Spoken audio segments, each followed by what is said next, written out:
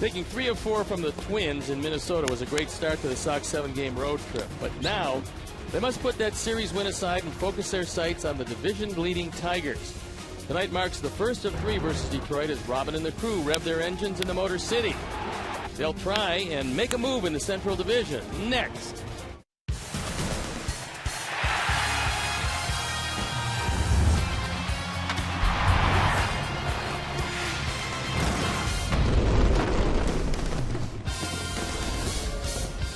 It's White Sox baseball on Comcast Sportsnet as tonight the 4th place Sox take on the 1st place Detroit Tigers. And after going 3 of 4 in Minneapolis, coming here, these games become even bigger. And tonight, along with my partner, Tom Paciorek, this is Steve Stone. And we've got an ace going to the mound today, a left-handed ace, a guy who's been just dominant. And no, it's not Chris Sale. It is Jose Quintana. Jose Quintana has silently been one of the better pitchers in all of baseball, Stoney. It's amazing. He's got great command of all of his pitches. He's striking out people at an alarming rate, and he's not walking anybody. And yet his record is only 5-7, but he does have an outstanding 3.15 earned run average. And look, over the last 7 starts, 2-0, he could actually be 6-1 during that span, or actually 6-0, but he compares very favorably to one of the top pitchers in all of baseball, and the Sox #1, Chris Sale.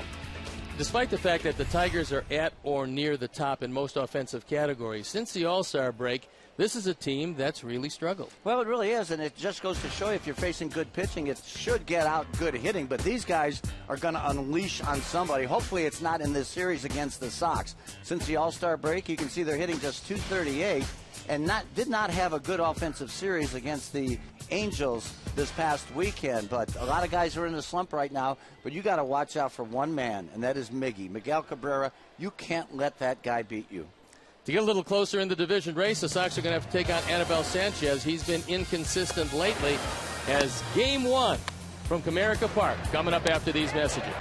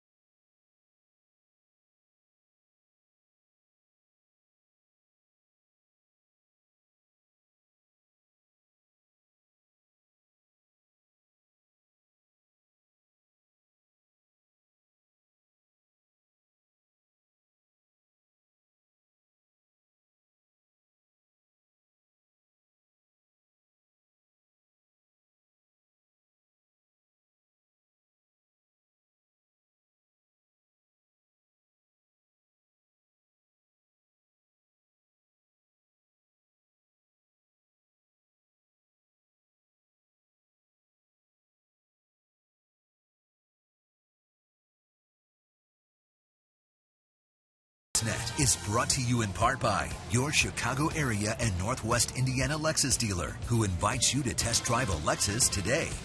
Blue Cross and Blue Shield of Illinois, through it all. AT&T U-verse. Find out what's possible with AT&T. Call 1-800-PIC-ATT, mobilizing your world. And by Ford. Check out America's freshest lineup at your local Ford store or at localfordstores.com. Welcome back to Comerica Park in downtown Detroit, and let's take a look at what these teams have done head-to-head as the Tigers have a 5-4 lead in the season series. You can see the batting average way to the Tigers side of the equation. Runs very similar, doubles also similar, home runs identical. Bullpen ERA, the Tigers have really struggled in that department, and the Sox have thrown the ball pretty well by and large out of the pen. They've had their rough spots, but overall it's been a decent bullpen, especially with the injuries taken into consideration. As we come into play tonight, let's take a look at the Central. And you can see the Tigers leading the Royals by 5 games. They lead the Tri by 6.5. The Sox 8 games out, and the Twins trying to make a deal before the trading deadline. And having just been in Minnesota, Terry Ryan is going to be one busy man because he's got some guys on the block and he would like to move them before Thursday afternoon at 4 p.m. Eastern Time. So Robin certainly likes what he's seen so far of this road trip, taking 3 of 4 from the Twins. His 3rd year as a manager, 463 overall. And the Tigers take the field. There you look at the new skipper of the Tigers, Brad Ausmus, in his 1st year. He's got them playing pretty decent baseball, although offensively they've been terribly inconsistent after the break. So let's take a look at how Robin's going to line up his Sox for tonight. It's going to be Adam Eaton leading it off with Lexi Ramirez in the 2 spot. Jose Abreu hitting 3rd, playing 1st. The DH, Adam Dunn, then Diane Viciedo, Connor Gillespie, Gordon Beckham, Alejandro Diaza, and Tyler Flowers, who the last 8 games has been red hot. The defense and how they'll line it up behind Anibal Sanchez. Rajay Davis, the speed burner in left, then it's Austin Jackson in center, J.D. Martinez, a late insertion in the lineup in right. Cabrera, Suarez, Kinsler, and Martinez in the infield with Brian Holiday behind the plate. And our Lexus pursuing perfection starting pitcher for the Detroit Tigers is Anibal Sanchez. 18 starts, 7-4 record, 3.45 earned run average. He was a great acquisition from the Marlins. Anibal gives him a lot of innings. He doesn't give up a lot of hits. He won't walk a whole lot of folks. And the league is hitting .241 against him. And the thing I like about him, Stoney, he's got a lot of different pitches, but he throws them from different angles, but he's got that deception. He turns his numbers to the hitters, and I'll tell you, he's just not easy to pick up whether you're right-handed or a left-handed hitter. Last year was a better year for him. He was 14-8 with an ERA of .257 in 29 starts. And this year what's happened, he gets through the lineup the first time fairly well, but in the middle innings he's really struggled. So we'll have to see how it plays out tonight, as Adam Eaton is going to lead it off, hitting .285. Got a homer and 27 driven in. Well, if the Sox are going to have a good series here, they've got to keep Adam Eaton going. He had a great series against the Twins, and one of the reasons why the Sox finished 3-1.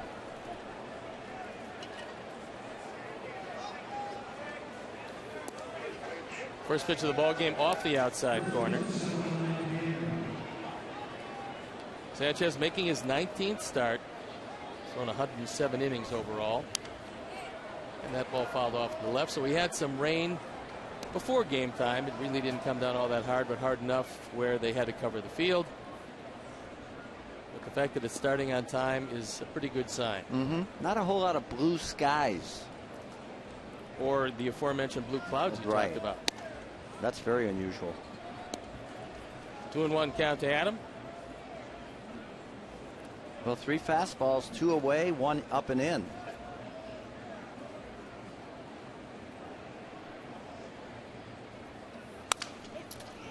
That one right at Martinez. Flips to Sanchez, and he makes the play. So before the game, it was announced that Nick Castellanos would play 3rd, Miggy Cabrera would play 1st, and Victor Martinez would be the DH. But they made a late scratch as Castellanos was having some physical problems, so they moved Cabrera to third. Took Victor Martinez, put him at first base where he's played before and very effectively. And they use Martinez now as the DH. So Alexei Ramirez steps in, hitting .283 with 10 home runs, 47 driven in. Outfield straight away. Austin Jackson plays a fairly shallow center field. And he looks at an off-speed breaking ball for a strike. It's 420 to straightaway center. An amazing amount of room in the alleys here, and you've got to get a burner in center field to cover the alleys, and Jackson can do just that. Yeah, no question. It was 440 at Old Tiger Stadium. That one to shortstop. Suarez with a long throw to first, and he gets it. Great play.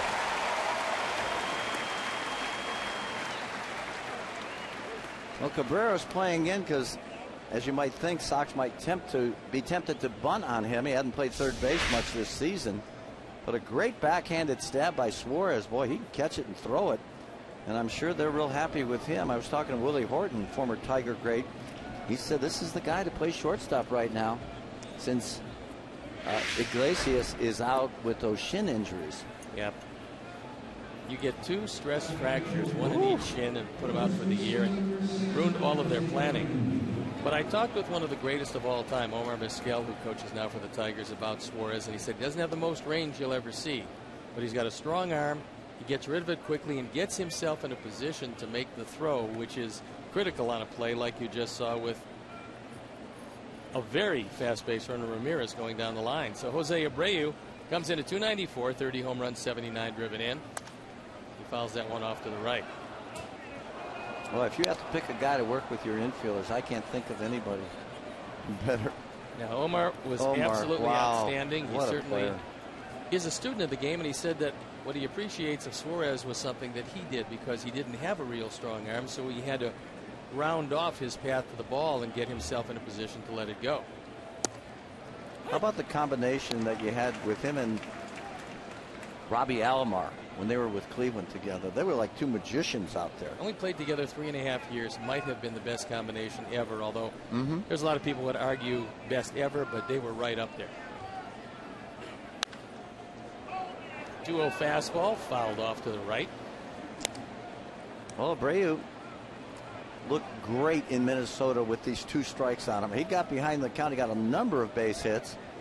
Now the Tigers are shifting over to right center field, giving him a big gap in left center, mainly because of this count. They know that he will go the opposite field. Fouled that one off, and let's take a look at picks to click. The Crew took Diane Viciedo, Wimpy/Hawk, winning by a wide margin.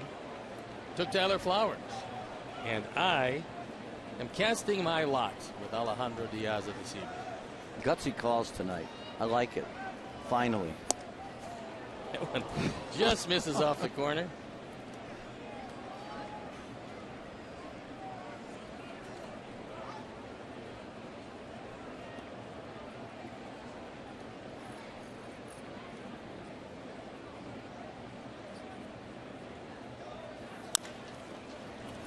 That one right at Cabrera, gives a little ground before throwing it across and getting him. So 3 up and 3 down for Sanchez. We head to the bottom of the first. No score.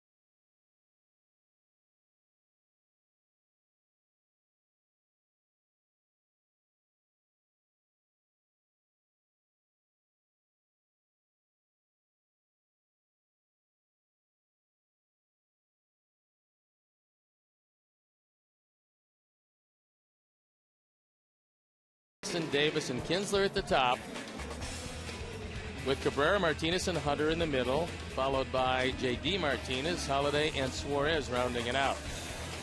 The defense and how they're going to line up behind Jose Quintana. And Jose Quintana is our Lexus Pursuing Perfection starting pitcher for the White Sox. Jose's got the great numbers. The record does not prove it, though. 5-7, outstanding 3.15 earned run average, but a great hits to inning pitch ratio, and although he will punch you out as well. And the league hitting just .241 against Jose so far this season. Jackson back in his very familiar number 1 spot in the batting order. He looks at the fastball for a strike. I don't think it's a coincidence with Jackson hitting down in the order most of this year. He wasn't hitting at all. Since being moved back into the number 1 spot, he's very comfortable. He likes it there, and apparently he's going to stay there because he's hitting everything in sight. This time he finds himself in an 0-2 hole. Well, you're going to get a lot of good fastballs to hit, and he's got 2 so far that he's taken. With those guys coming up behind him, you got to want to hit leadoff here. Little looper to center field. Adam Eaton is going to make this play easily. So routine out brings up Rajai Davis. Davis is one of the guys you want to keep off base, and although Quintana does a pretty good job at neutralizing base runners, Davis has stolen 25 bases, been caught just 8 times. What a great sign he was. Turned into a very good player for him, hitting .297 this year, 6 home runs, 33 driven in. He's always been one of those guys that's really just on the cusp of the everyday guy that can really help you, because he's always been able to run, and yet that batting average has bounced up and down during the course of his career. So he'll look at a fastball for a strike. Well, real tough right-handers will give him trouble.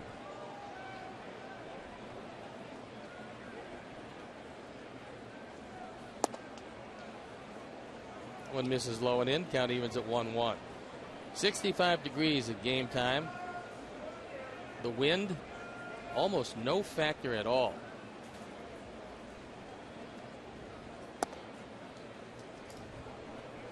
Little cutter misses inside. And there's Ian Kinsler, one of the guys that since the All-Star break has had all kinds of problems.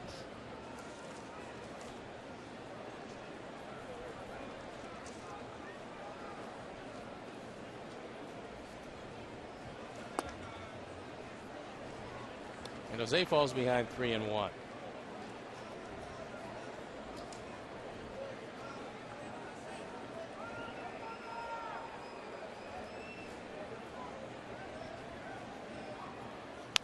Right back up the middle, base hit center field. Boy, what a nice at bat by Davis. Boy, he took all the close pitches, very calm up there, and then he just fires at this 3-1 fastball. You know he's got to throw a fastball in that situation with Kinsler. He's not hitting well, but you got Cabrera and Victor Martinez coming up right after that. That's fastball up and out over the plate, right where he likes it. Thank goodness Jose got his foot out of the way. That could have been painful, but as Stoney mentioned, a threat to run with 25 stolen bases. It's a pretty decent lead at first base. What he's trying to do is force the best Quintana move over there to see what he's got. Now they have a scouting report, but you just as soon like to see it early if you could get it. And that fastball catches the inside corner. Kinsler just 8 for 46 since the All-Star break. That pencils out to 174. Overall, 289. He's hit 11 home runs, 56 driven in. They made a nice deal. Texas got the big boy, Prince Fielder. Unfortunately, he had a neck problem. He's lost for the year to neck surgery. And Detroit, with a hole at second base after losing Omar Infante, filled that hole nicely with Ian Kinsler. That's right, and he's a gamer too. He's the kind of guy you really enjoy watching play. He gets dirty. He's a good offensive player, nice defensive player. Can do all the things to really help you win. And I think that was a great move by Dave Dombrowski. Saved a whole lot of money also. Yeah. His fastball for a strike, and Kinsler is in an 0-2 hole. What did Kinsler put on the Rangers when he left to make their record look like it is today? He was a little unhappy when he left. There were some parting words with the administration, notably John Daniels.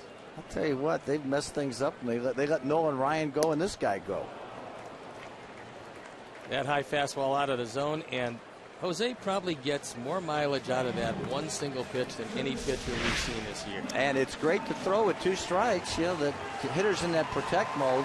And Kinsler, he's a real good fastball hitter up and down, but he can't get his hands up above that one. That'll bring up the man you just as soon avoid, and that's Miguel Cabrera. Hitting .309, 16 home runs, 81 driven in. He had surgery for a sports hernia in the offseason, and he really hasn't come back to be the big power guy that he usually is at this point. Now, that doesn't mean that he's not feeling 100% because he says that he is. But when you look at 16 home runs and you wonder, and talking with Wally Joyner, his hitting coach, he told me that physically he is fine. He thinks the psychological aspects of the injury, having a hard time for Miggy to just let it go on each and every swing as he used to do consistently. And this is not a home run hitter's ballpark. Not hardly. Look at this. And that's what Cabrera does as well as anybody. Good job of getting to the ball by Vicieda, which makes sure that Davis can't go to third base. Now it sets up Victor Martinez, another outstanding hitter. But I was watching Martinez and Cabrera hit in batting practice today, and they hit everything the opposite way. Look how he lets that ball get deep.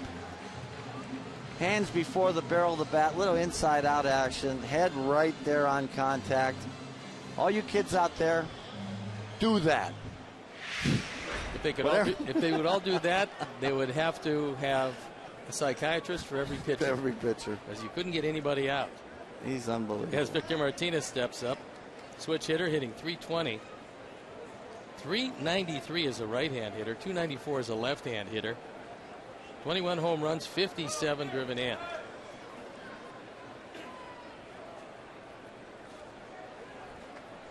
Victor, another guy having some problems after the All-Star break. He's 10 for 44. That pencils out to .227. Hasn't hit the ball out of the ballpark. And Wally Joyner said that he got an oblique problem. Doesn't feel yet, although the batting average has stayed up, he doesn't feel yet that the power is all the way back. He speculates that it will be. Well, he's already struck out 31 times. Yeah, that's awful. About 1 out of, not even, oh boy. How could you strike out 31 times and 341 at bats? 31. And how many home runs do you say he has? He has 21. 21 of those. Yeah. Wow. Outfield straight away. Gordon Beckham playing up the middle.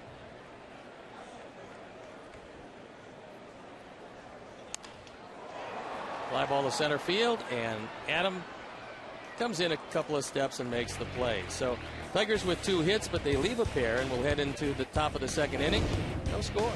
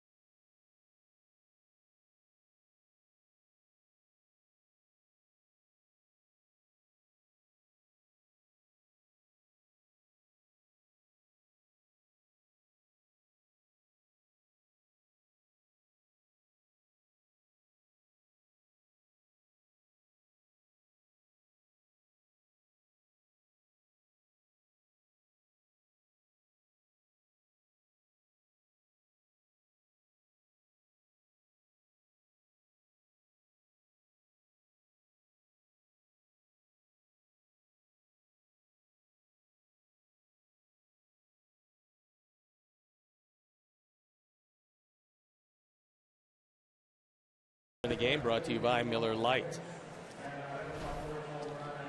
Hey, Sox fans, if you're a golf enthusiast, and we know you are, come out for golf night on Saturday, August 2nd.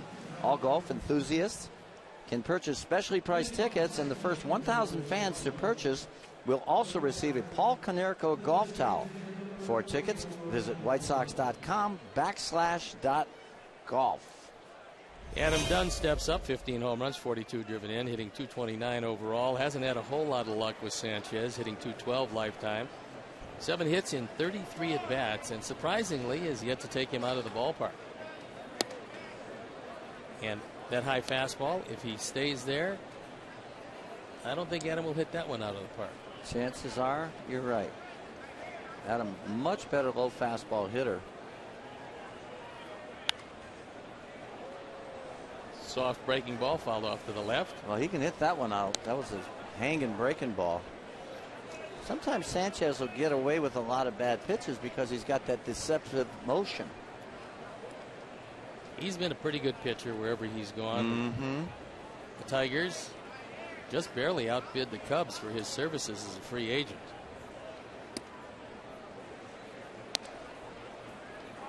There's no doubt that Theo, along with Jed Hoyer, went after him pretty heavy. And at the end of the day, the Tigers tacked on a few more bucks and 1 more year, and they got him. Now, one of the problems in talking with part of the coaching staff down there with the Tigers about Sanchez is that he'll get ahead 0-2 and find himself suddenly 3-2. Likes to nip at the corners a lot, and it counts at 2-2 here. And it goes to 3-2. So with an 0-2 count, as billed, he works it to a full count. As Adam trying to lead it off a board here in the top of the 2nd inning. And those 3 pitches weren't even close to being strikes, and there's ball 4, which was very close to being a strike. But a walk to lead off the inning brings up Dayan Viciedo. It's been a strange year for Viciedo in that he had .348 in April, off to just a great start.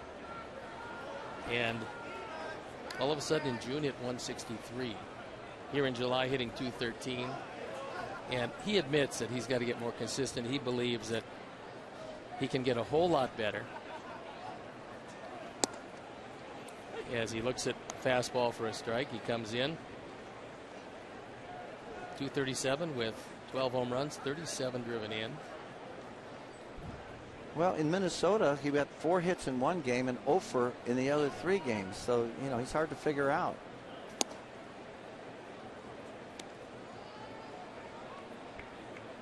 But the power is there. Talent, you know, he'll get himself out a lot of times by swinging at pitches in the dirt, breaking balls, and fastballs up out of the zone.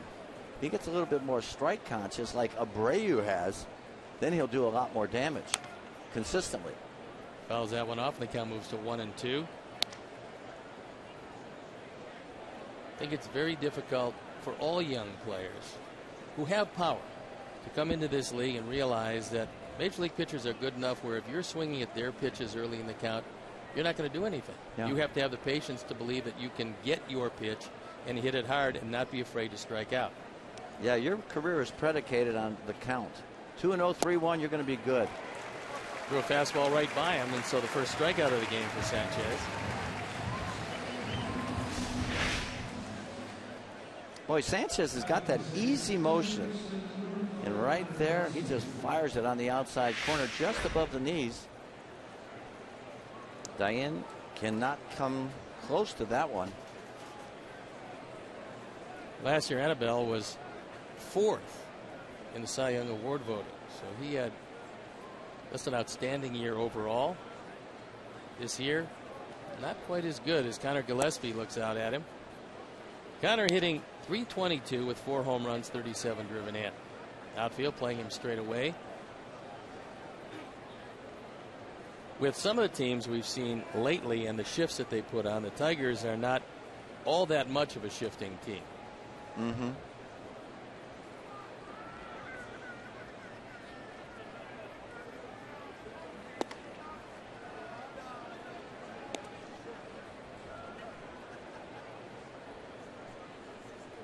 Last 16 games, Connor's hitting .375 with 3 home runs, 7 driven in, 5 doubles. He scored 12.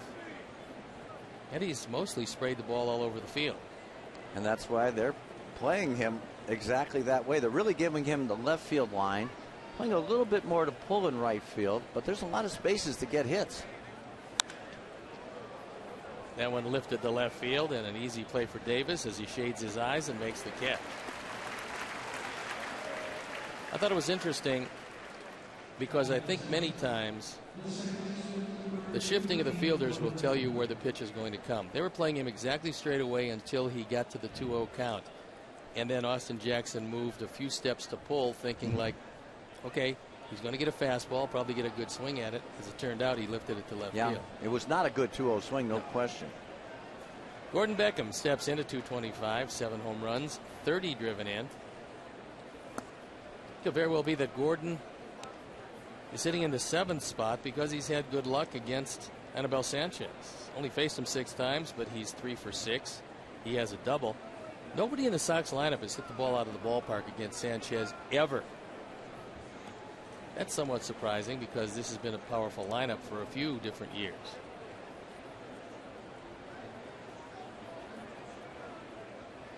Where Sanchez has given up just 4 home runs in 109 innings. That one hit hard to center field. Jackson going back on the run, and he makes the catch. So Gordon hits the daylights out of it, but unfortunately, Austin Jackson able to run it down. So we'll move to the bottom of the 2nd inning. All zeros.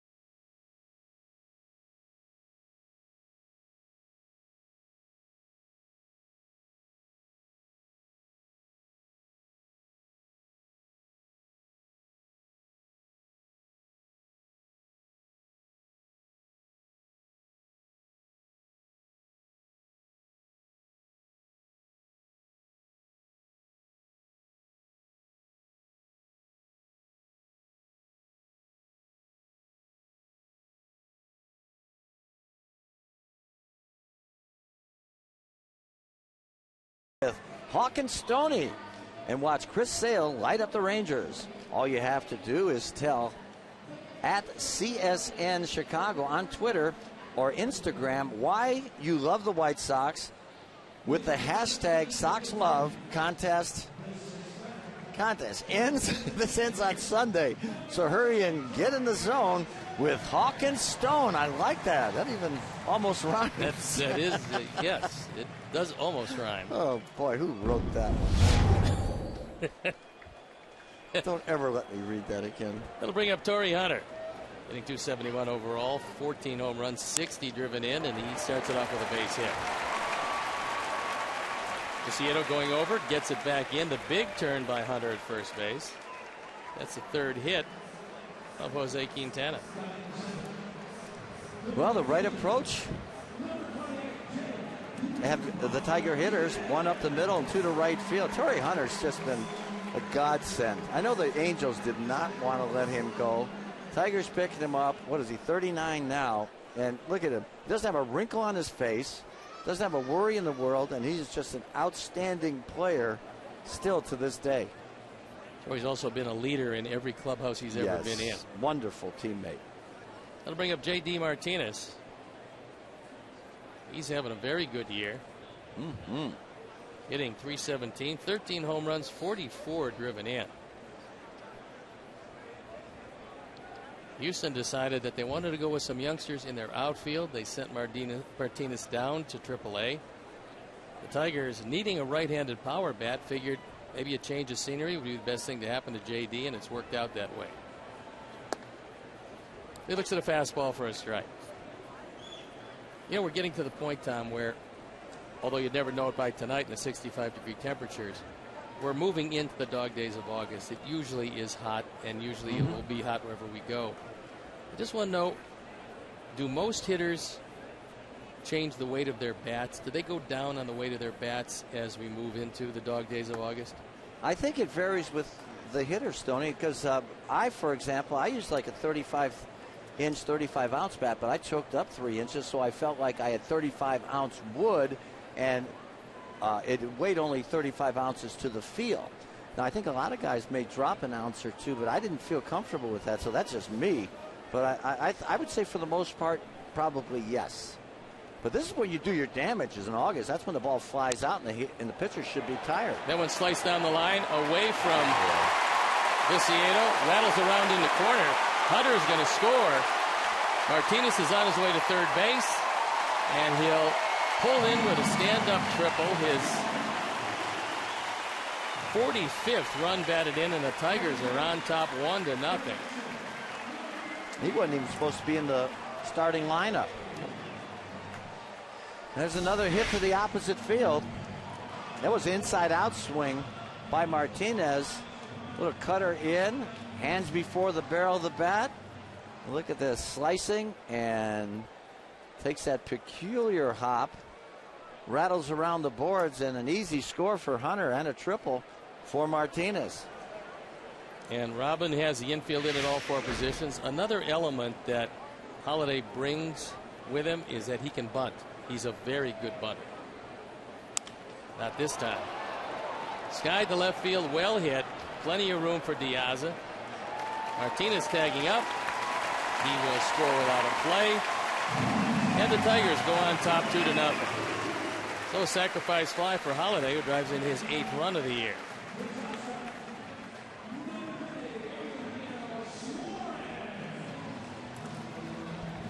And that'll bring up Eugenio Suarez. Talented young shortstop, a guy that just about everybody here in Detroit feels will be their shortstop for a while.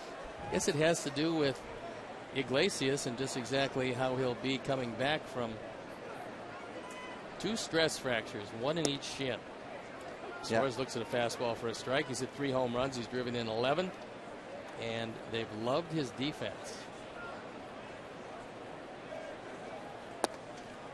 You know, you talk about shin splints. Most athletes that have competed at anything, at any level, have had shin splints. So multiply that by about 5, and you know, these stress fractures, and that's the kind of pain he's going through. It's tough. It is that, especially when they made the 3-team deal, which sent Avisail Garcia to our ball club, Jake Peavy to the Red Sox, and Iglesias to the Tigers. They felt Iglesias would be their shortstop for a lot of years. And as happens in baseball, it doesn't work out that way.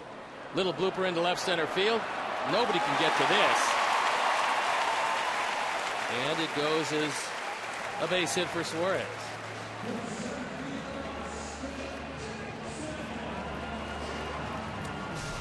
Well, fastball in. And it just goes to show you, if you take a full swing, there's a lot of hits on that handle of the bat. There's none on the end. So Suarez, you couldn't have thrown that one in there any more perfectly. That'll bring up Austin Jackson, who lifted a fly ball to Adam Eaton to lead off the ball game last inning.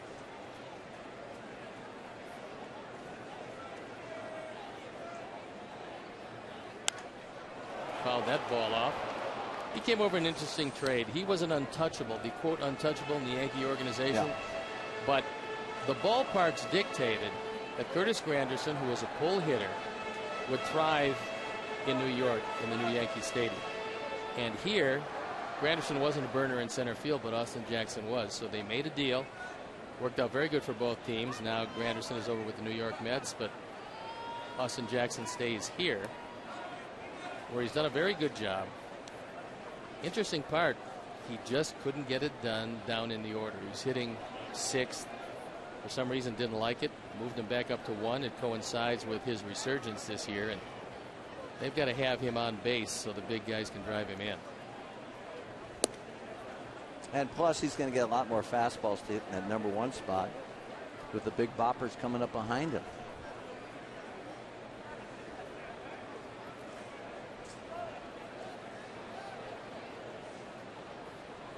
It's always been somewhat surprising is he's not a better base stealer. He's stolen 9, been caught 4 times. But this is a guy with terrific speed, maybe as good as anybody on the ball club. Davis might shade him by a quarter of a step. And yet Davis has that technique of a great base stealer, and Jackson has never been able to accomplish that to this point. Yeah, but he has that great technique in the outfield to get an outstanding jump going in, right or left, and back. So he's got great value to this Tiger team.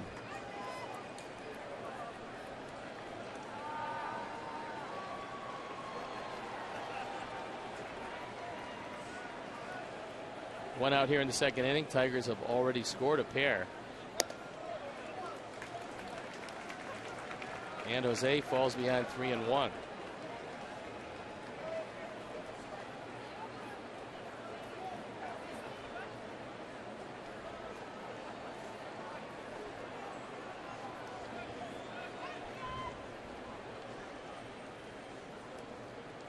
Want to know how consistent Jose Quintana has been? He's given up 3 runs or less in 18 of his 21 starts.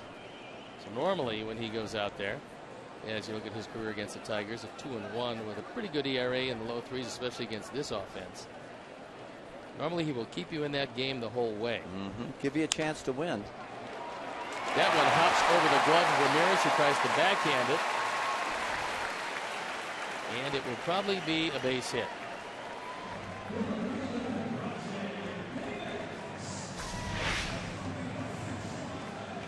There you see, he got a fastball inside.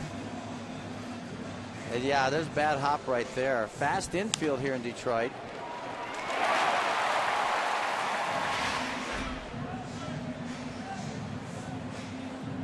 Double runners at first and second. Still only 1 out for Rajai Davis, who had a base hit in the first inning.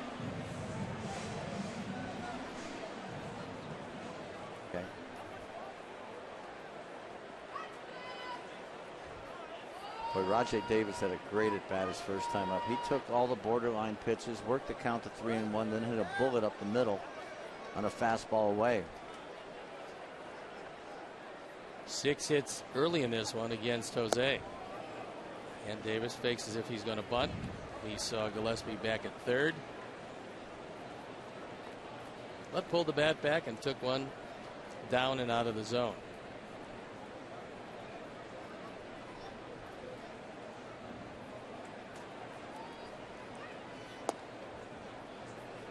That misses inside. Kansas City was busy today. They traded Danny Valencia to the Blue Jays.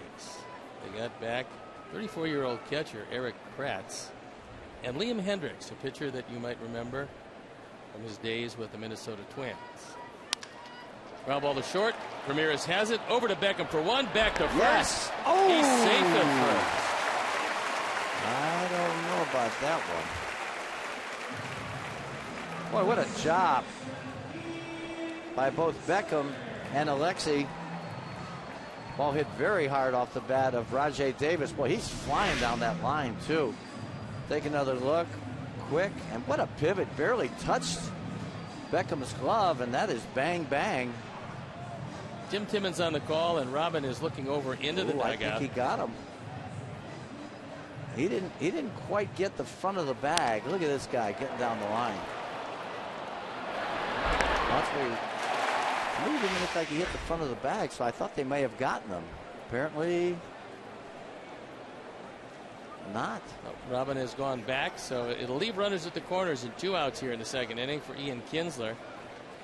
It was a strikeout victim last inning. Kinsler very aggressive early in the count.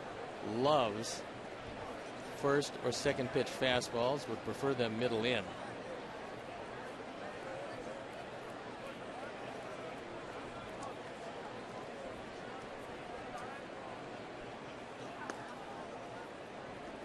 Takes a slider down and in. Kilzer's always had good luck against Quintana. Came in 4 for 11, pencils out the 364 with a double.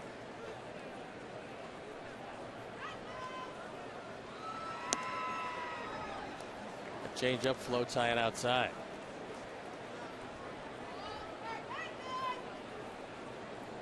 I think when you talked about it early in the game, Tom, you said that this Tiger team is going to explode. You just have to hope that it happens when the ball club leaves town. Tigers are too good an offensive team not to put a lot of runs up. That one lifted to right field. Gordon Beckham going back. He calls for it, and he makes the catch. And so there were 4 hits, 2 left, and the Tigers score a pair. We'll head into the top of the third. It's 2-0 Detroit.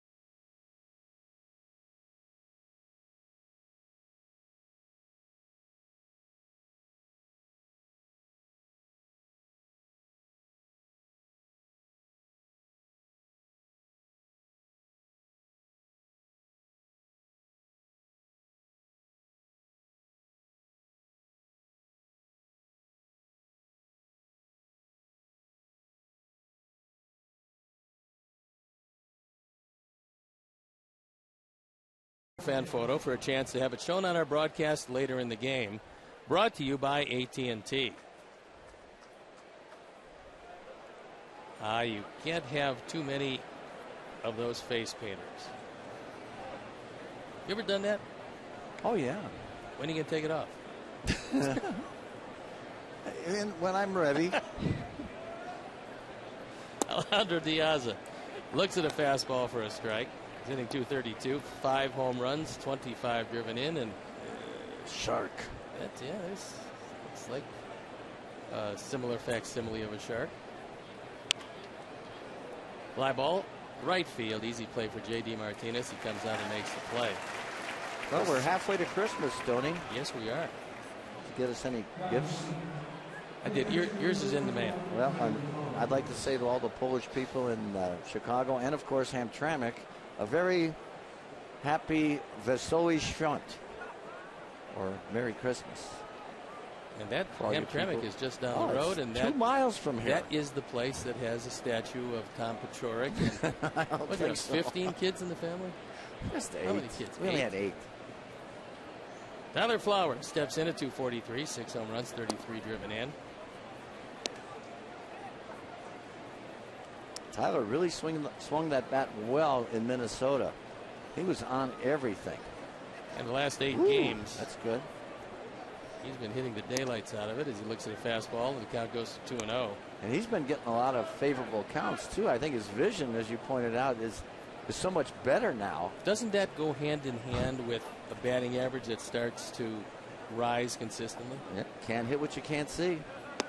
No, I mean as far as being ahead in the counts, not swinging at pitches early. Absolutely, but you got to see the ball too, which has helped. It's just all those things considered. Tyler's really, I'm excited for his second half. Good look. Good breaking ball, evens the count at 2-2. That pitch was off the plate, but he got the benefit of the call from Clint Fagan. Yeah, we're not going to hit this. Good Lord. So instead of 3-1, it's 2-2. Just misses outside.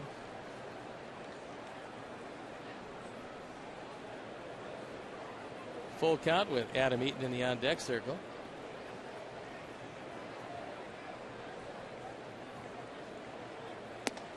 And he throws a high fastball by him. Second strikeout. Anibal Sanchez to go with one walk. And nary a hit to this point. He's sneaky fast. That was right at the top of the strike zone. And Tyler couldn't cover it. I think you brought up a good point when you were evaluating him at the beginning of the game. He does turn his back to the hitter. That gives you deception. And they don't pick up the ball. You don't see the ball 60 feet. You might see it 55 feet, 56 feet. Yeah. And that'll make that fastball look 3, 4, up to 5 inches faster than it really is. Mm-hmm. Adam grounded out the first inning. Shortens up the bunt and takes a strike. Last 4 haven't been too good. As you can see, the ERA is 6.12, and he usually buzzes right through the first part of the order and then has his problems the second time through. We'll see if that holds true this evening.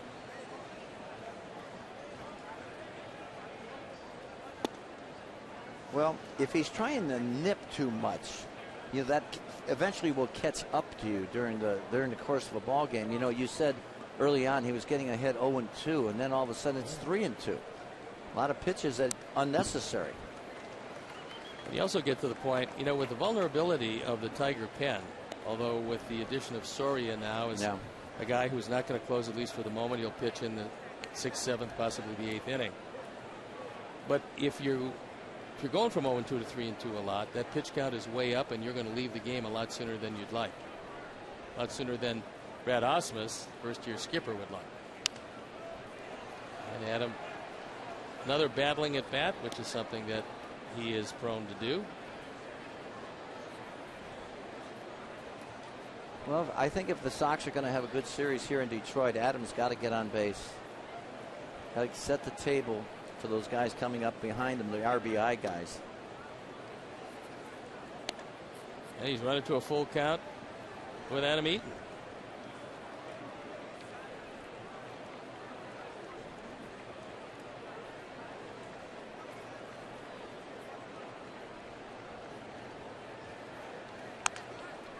Little chopper.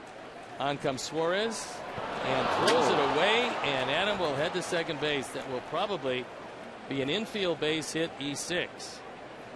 Well, Suarez knew the speed of Eaton. Anybody else, he's not going to rush the throw like he did. I think Adam's going to beat this play out. It's a tough play for the official score because there hasn't been a hit yet.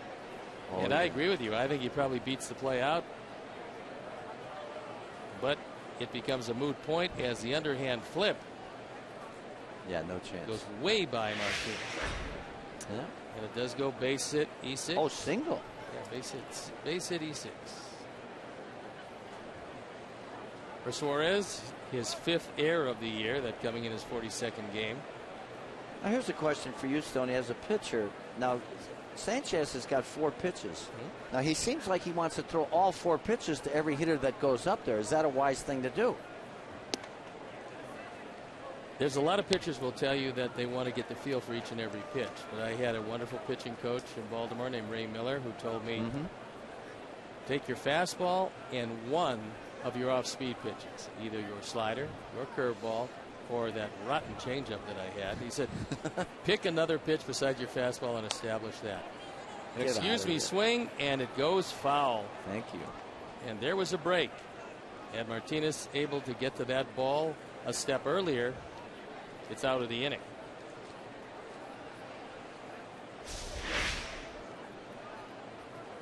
That one is still fair, and then thank goodness on that check swing. Alexi, of course, is helping out Tim Timmons by pointing that it is foul. Of course. But I think that's a great point that you make, because it seems like if you go at 1 or 2 pitches, you'll be more consistent. You'll throw less pitches. in a longer period of time. You also just as soon not show the other team every pitch you have in the first inning. Right. Eden with a short lead. Line drive with his right at Kinsler.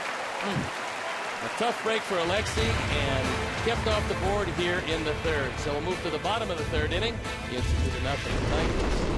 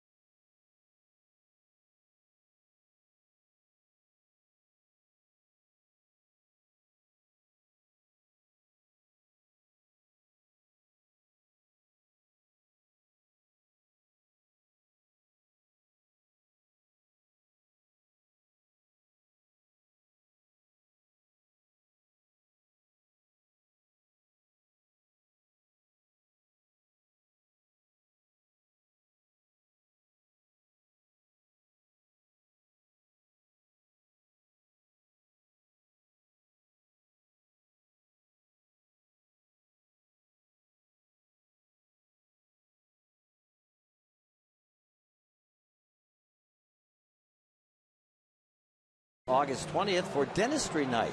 White Sox are offering specially priced tickets to all dentists, hygienists, assistants, dental school students, as well as their families and friends. Also, the first 750 fans to purchase will receive a Dentistry Night baseball cap. To purchase, visit whitesox.com/dentistry, and Dr. Jack Ruby and his Angels will be there giving everyone a free root canal. How about that? Or not. That's yes. That's that'll get him. There's the hook. That's the second prize. First one is 2 root canals. That brings up Miguel Cabrera, who had a base hit in the first inning. And what a picture-perfect illustration of how to go the opposite way if a pitcher stays away from you. He just shot it through the right side. And then you think, well, maybe I can jam him. And I think you can. Yeah, good luck with that. 2-0 count to Cabrera. See, he's not like Frank Thomas, too, Stoney. You know, every time he goes up there, it's 2-0, 3-1. You and I go up there, it's 0-2, 1-2. It's a big advantage they have. Good hitters. That fear factor isn't quite there. It's quite there with some other guys. But last year, he hit 348. The year before, he hit 330. Both years, 44 home runs. This year, he's not going to get to that. Well, the thing last year, he was crippled practically. He couldn't run a lick. He still hit a ton. The runs batted in. Cabrera leads the way, but only by 2 over Jose Abreu. David Ortiz right there, Mike Trout, Nelson Cruz. Going to be a heated battle for the RBI championship. And that's a one-hopper. Plenty of time for Ramirez as he guns it across, and Cabrera out number 1.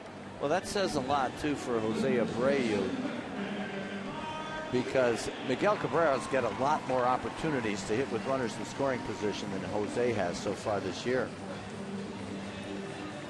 And I think both of those guys have shown one thing. Cabrera's been around a lot longer, obviously, but they have both shown they can play with pain, because there is no doubt that Jose has been hurt. He was hurt in spring training. He's been hurt part of this year. And Cabrera has been hurt quite a bit. And yet, each and every day, they know their value to the team, and each and every day they're out there showing that value. Victor Martinez hit a fly ball to Adam Eaton to end the first inning.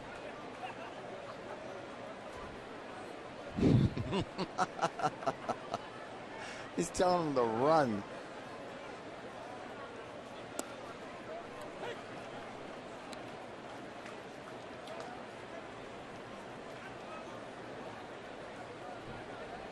Victor came up with the Cleveland Indians in lifetime against Jose, pretty good at 308, but he's got those kind of numbers against a whole lot of people.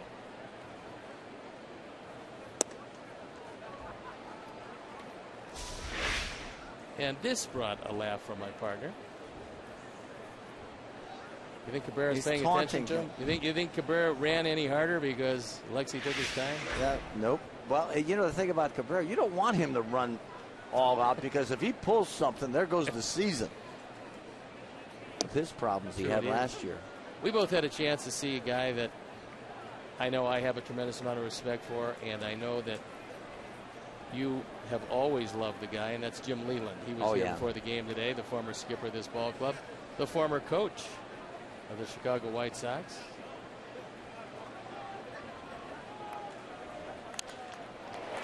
Base hit left field. So Martinez is aboard. And Jim Leyland looked terrific. He now does some scouting as we get closer to the trading deadline. I'm sure Dave Dombrowski sent him out to look at people that they want to acquire, so you bring him back as we get closer to that Thursday deadline. And I'm sure they're meeting all the time on how to help this ball club. They did get Soria, but they probably have another move left in him. I'm not sure if Dave is going to pull the trigger. It depends on the cost, obviously, and not in dollars, the cost in players he's going to have to give up. Yeah, and you can't think of a better guy to be involved in this than Jim Leyland. Great baseball man. He's had a terrific career. There's Humperdinck. Well, I'm looking at my my other camera here, Stoney. I apologize. Yeah, this is before the game. There's Mark Parent and, of course, Jim Leyland. Great third base coach. Had a great managing career with the Pirates. And then he went to the Marlins. And then he was also with the Colorado Rockies. That's right. My goodness. And before the Tigers. Little looper in the left field. Eaton broke back. Now he's under it. Makes the catch. But, you know, I think Dombrowski's done a great job. You know, he was an assistant to Roland Heyman with the White Sox early on in his career. He certainly learned a lot from Roland.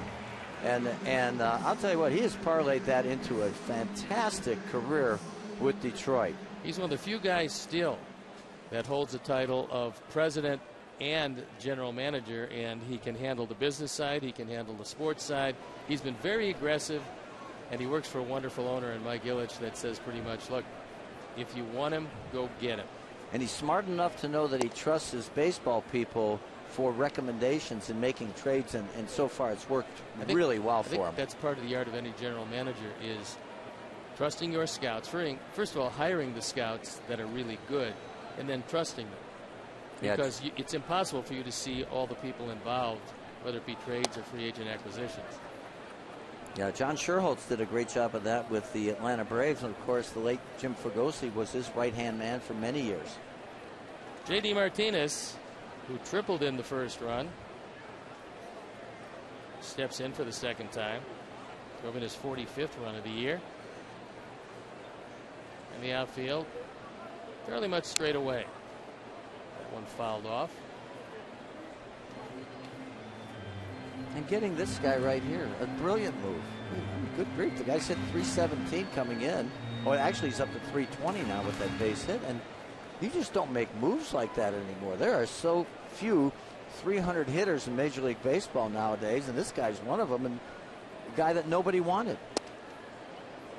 That one just misses off the inside corner, and he filled the need they had, which was they needed another right-handed bat. They didn't know exactly where they were going to play him every day, but Houston had to make room. They had to make room in their outfield for some pretty good young players. You had to like George Springer. He had to play somewhere. And that right at Ramirez. Easy force out. So we'll move into the fourth. It's 2-0 Tigers.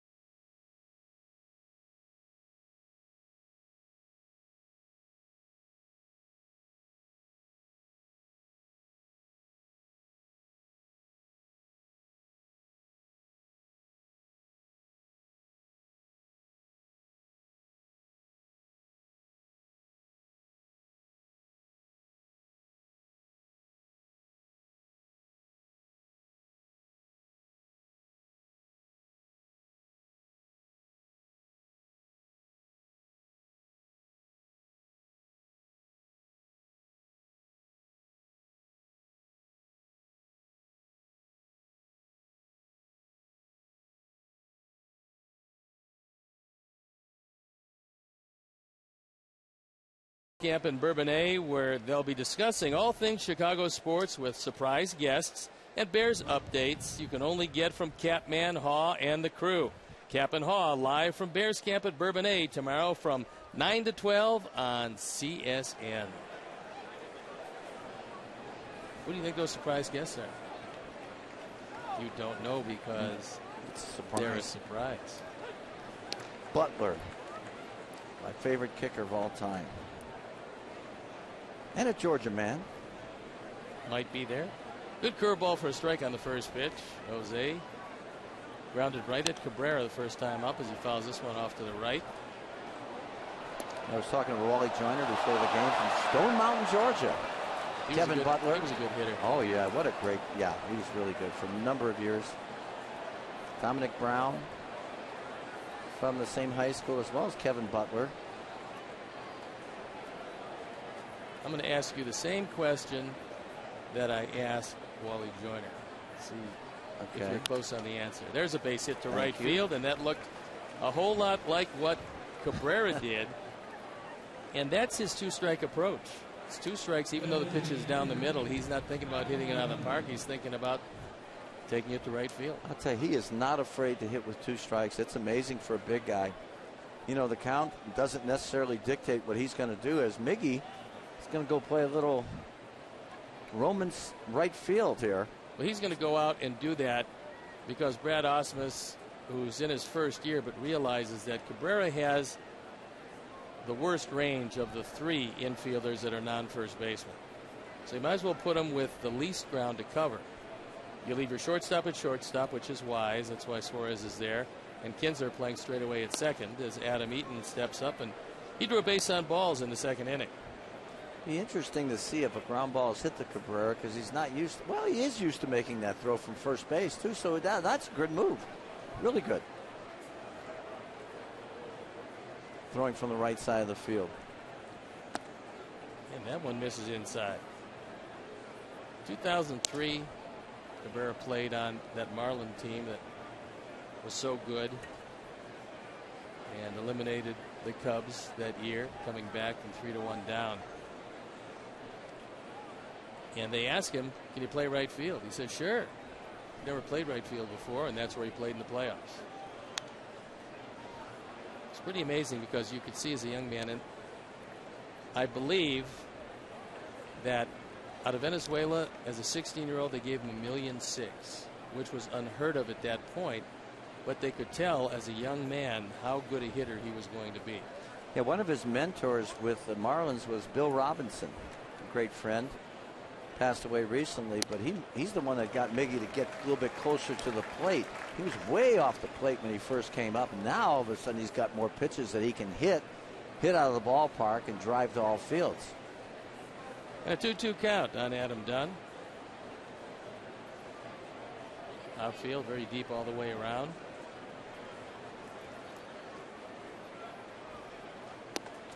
Looks at a fastball for strike 3 right down the middle. Oh, we see that a lot on every team. You know, fastball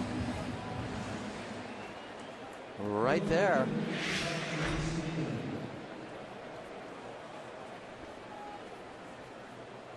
Apparently he was guessing ball. Because he got one very hittable, but sometimes you get surprised. And Viciedo. Abreu at first with 1 out. Viciedo, a strikeout victim in the second. Good play by Suarez. Over to throws it away at second base. So the first part of this play is a terrific stop. Second part, not so good. Looked like they were going to turn 2. Another one of these submarine type deliveries. Stoney, is that your name? Yes. Boy, Max. No chance for Kinsler on that to make a catch. How are they going to rule that one? Well, although I think Diane could use the base hit, looks to me like it's got to be E6, but so far, and it is E6. See, that's what he was trying to do. He was trying to turn on double play rather than get that lead runner. Yeah. That'll bring up Connor Gillespie. He lifted a soft fly ball to left field in the second inning.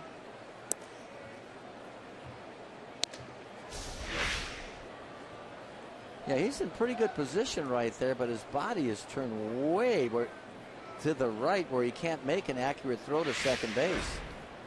Take your time and you get the easy out.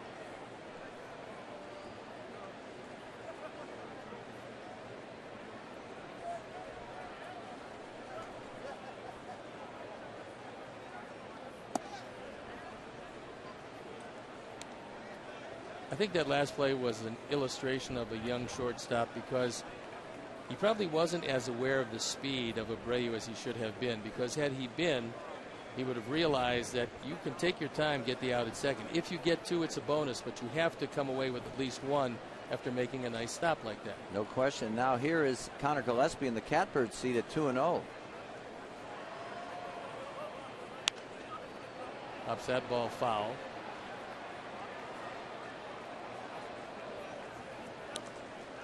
He did that his first time up. He popped up on a 2-0 pitch. Didn't get the head. You just want to, in this situation on 2-0, just swing it. Let it go. Get the head of the bat out and see if you can put a 3 spot up there. If you don't do it, foul it off, then you're still in charge with a 2-1 count.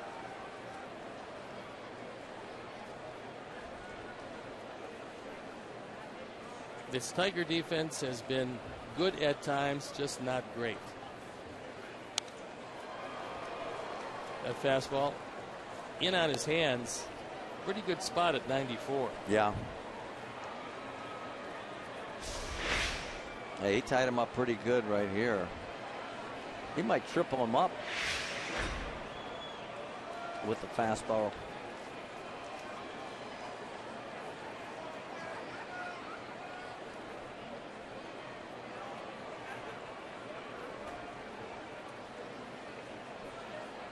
Jose, a nice lead out at second base. Nobody paying much attention to him. And that line drive is going to fall. I think Joe McEwing's going to have to hold him up. Now he's sending him, and here comes the throw. Ooh. Did that scare you a little bit? I was kind of surprised, only because Jackson got to the ball pretty quickly. Yeah. But Joe McEwing, knowing that Jackson doesn't have a big arm, was going away from the throw, decided to take a chance. Well, he throws him a slider right down the middle. There's a mistake right there by Sanchez. And so Connor Gillespie takes advantage of it. And for Connor, that's his 38th RBI of the season. Also cuts the lead in half. It's now a 2-1 game. Yeah, Abreu. Because Viciado did a good job. He got to third base in a hurry. I think the Tigers weren't all that concerned about the base runners moving, taking that extra base, did it? No. Runners at the corners. And Gordon takes one in the zone for strike one. Hit the ball very hard to center field, but in this ballpark with no wind, 420 is a long way to hit the ball. This is one of the deepest center fields in all of baseball. Yeah, fly balls go to die there. And we need some contact right here to tie this thing up. Well, you see the importance of that play. You get the easy out. You're still in a good situation to get out of that inning. Sanchez made a bad pitch to Gillespie, though. If he triples him up with that fastball, he might get a jam shot. 1-1 count here in the top of the fourth inning.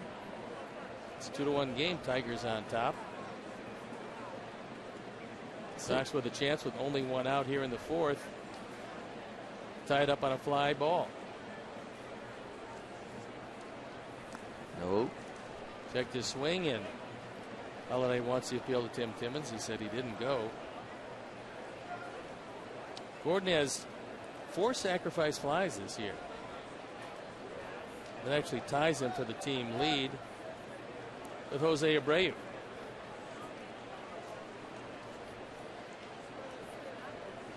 .62 pitches right now, with one out in the fourth.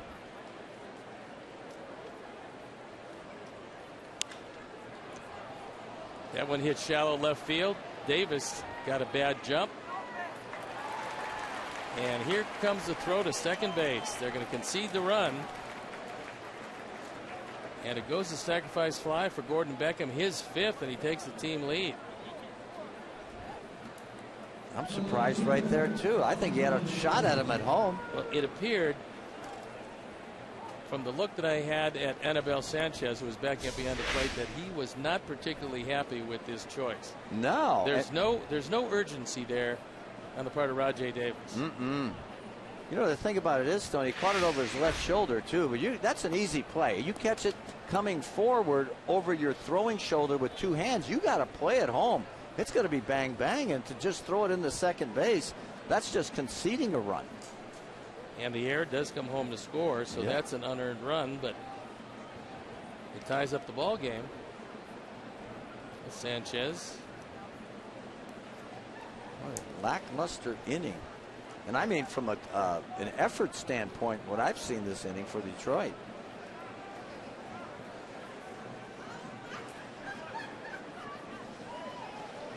Runner going, throw to second base by Holiday, and he's in. So Connor Gillespie, with pretty decent speed, although he's not a burner, his first career stolen base. So that's what I was just saying. You want the base? Here it is. He got a good jump. He got a running lead. That's on Sanchez. Holiday got it there in pretty good shape. Well, Brad Usmus is coming out. He wants to talk with Tim Welke, and if he got him on the back, he's out. If he missed him, quite obviously he's safe. I don't think he got him. He doesn't have him there. Well, I think he got him. Yeah, because his foot was up above the bag right there. Yeah. I believe that they're going to overturn this one. And unfortunately, if Connor Gillespie loses to Altuve, the stolen base race this year, this is going to loom large. That'll be a shame. I agree with you, Stoney. I think he's out. We're looking at the Comerica scoreboard, and it's a big one. You see a lot of things on that. Okay. Sorry, Connor. Yeah, with his front foot over the bag and the tag on the back, unless they come up with that not conclusive proof. But he's out. I mean, you can pretty much tell that one, and so it's out of the inning, but not before the Sox score a pair and tie it at 2, so we'll move into the bottom of the 4th.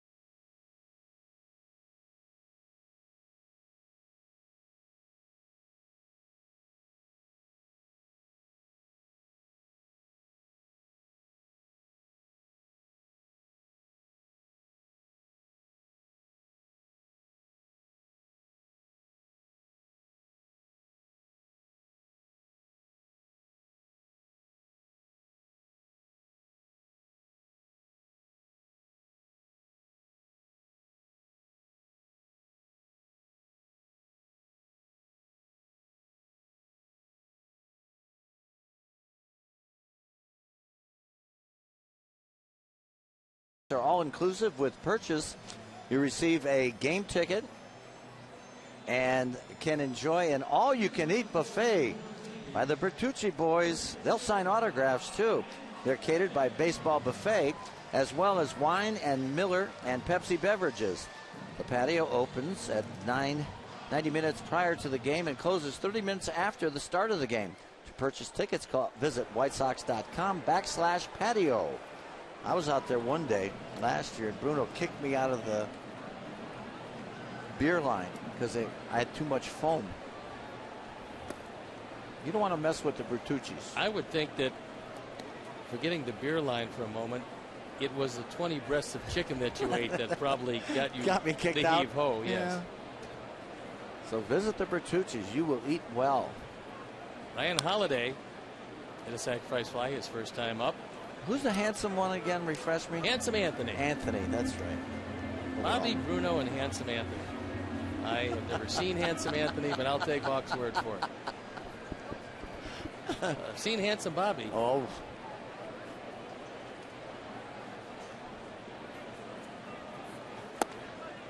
Good off-speed pitch. Gets him well out in front. It's a 1-2 count. Boy, Quintana has a great knack of keeping the Sox in ball games, doesn't he, Stoney? I mean, he's given up 7 hits in 3 innings and just 2 runs. They could have 5 or 6. And the biggest difference with him is you're going to give up a lot of hits on any given night. Better not walk anybody. Yeah. And he has not walked anybody yet.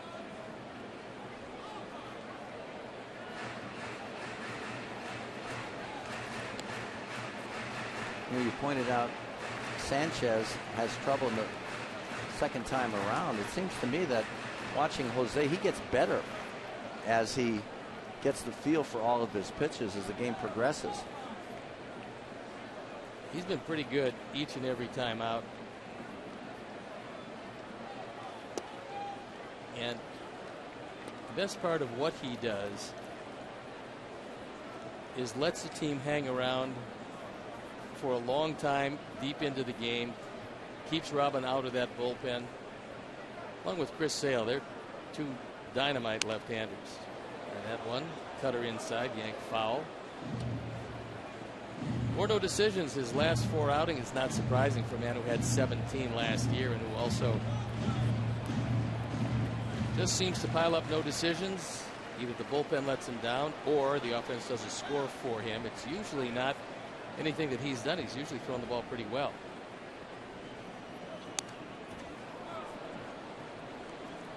And as you can see, since 2012, he leads Kyle Loesch by 5.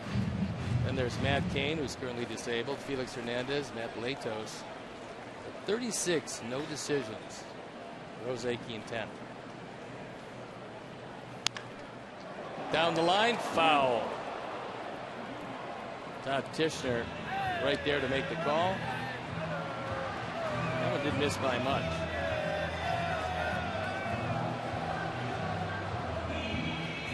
Inside fastball right on the corner.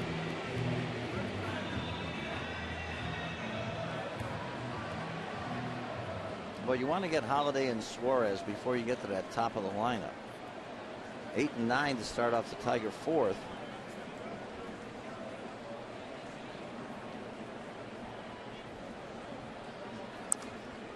And he chops the foul. There's a lot of times when Brad Ausmus will allow Alex Avila, his everyday catcher, to face assorted left-handers. Since the All-Star break, Alex is 3 for 31 with an 0.97 ERA, so it's probably best against Quintana to take the night off. I think so. Let Holiday take a few swings. And that one sliced down the line in right field. Viciedo coming on, and he makes the catch. He's had 2 really good at-bats. 10 pitches in that one, and the first time up he hit the first pitch and got a sacrifice fly, so he's contributed tonight for Detroit. That'll bring up Eugenio Suarez, who singled first time up.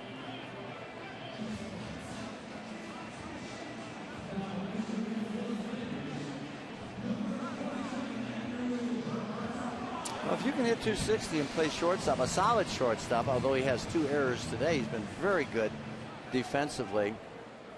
260 is a nice compliment. Andrew as long as you Romine. make the plays. Andrew Romine is coming on a pinch hit. So apparently something not quite right with Suarez, so he'll depart.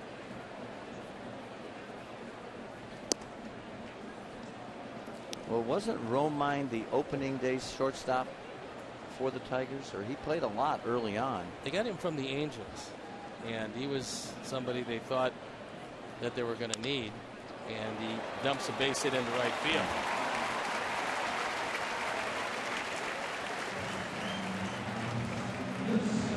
So Romine, his first pinch hitting opportunity of the year. He'll improve on that .212 batting average.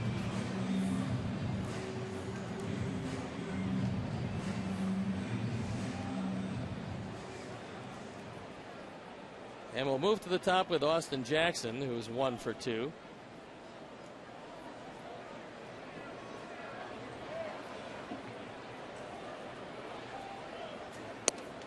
Looks at a fastball for a strike. 2 runs, 4 hits, no errors for our Sox, and 2 runs, 8 hits, 1 error for the Tigers.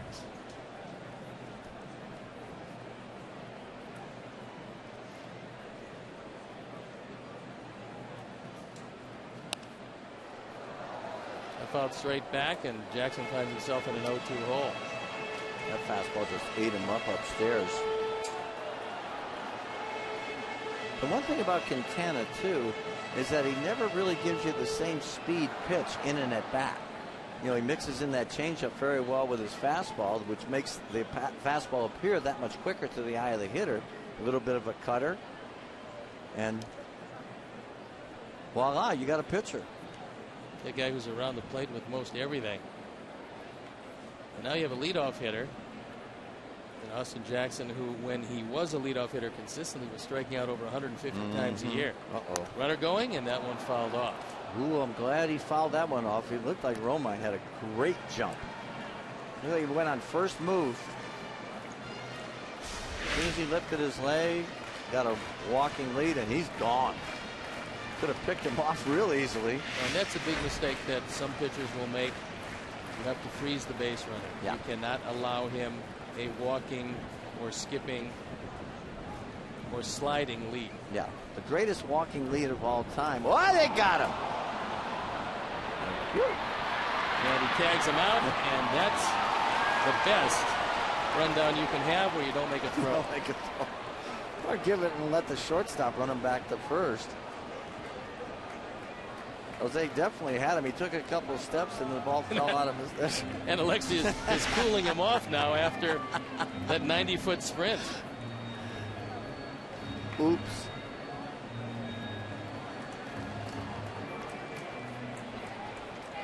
He thinks he can beat him. He's going to run him down. Look at him go. And what's going to be interesting here is Osmus is going to argue that he didn't hold the ball long enough. Oh, he had plenty long. And he's talking with Tim Welke. Tim's been a good umpire for a long, long time. Okay. And he assures him that, you think, Tim, do you think he held the ball long enough? Yes, I do, Brad. That's why I called him out.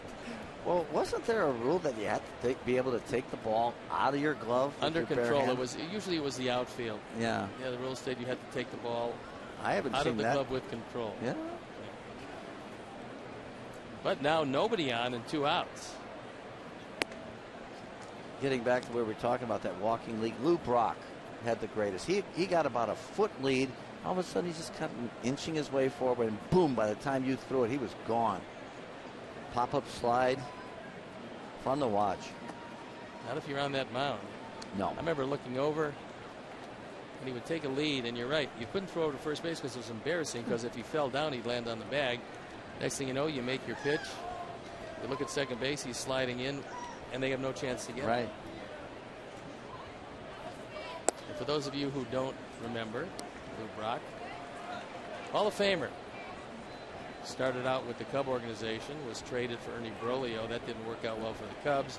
Lou Brock went to the Hall of Fame as a great leadoff hitter.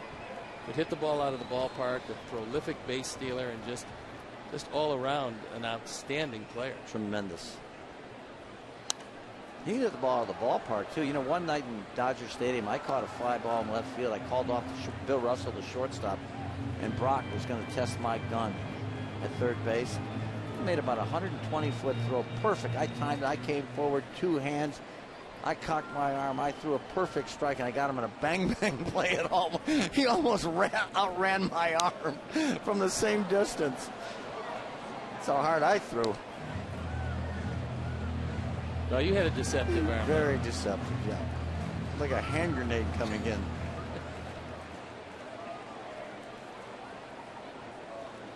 Ninth pitch is the at-bat. 3-2 pitch to Austin Jackson. Ooh. And he lost him. So Jackson will wind up at first base. Now the pickoff looms large. First walk of the game. Jose Quintana.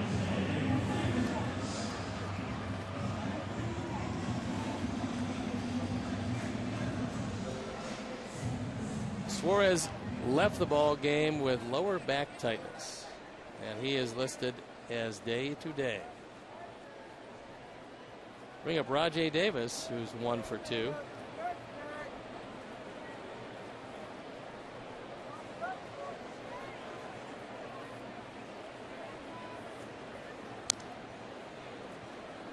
Slow breaking ball inside. That one fouled off.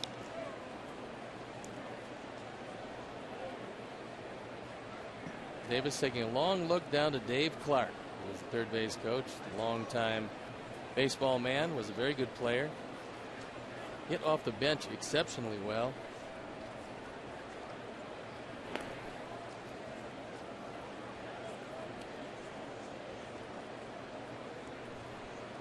There's a look at Dave Clark. And the ageless one at first base, Omar Vizquel. He still looks like he could play. Boy, doesn't he? And he could steal some bases, too. Shortens the fifth to bunt and takes a fastball for a strike. So Rajai Davis in an 0-2 hole. He's been around a long time. Started in 2001. Selected by the Pittsburgh Pirates in that draft. Went into their minor leagues. And a pitch out and nothing doing. Made it to the major leagues with the Pirates in 2006. Then went to San Francisco and Oakland before heading to Toronto.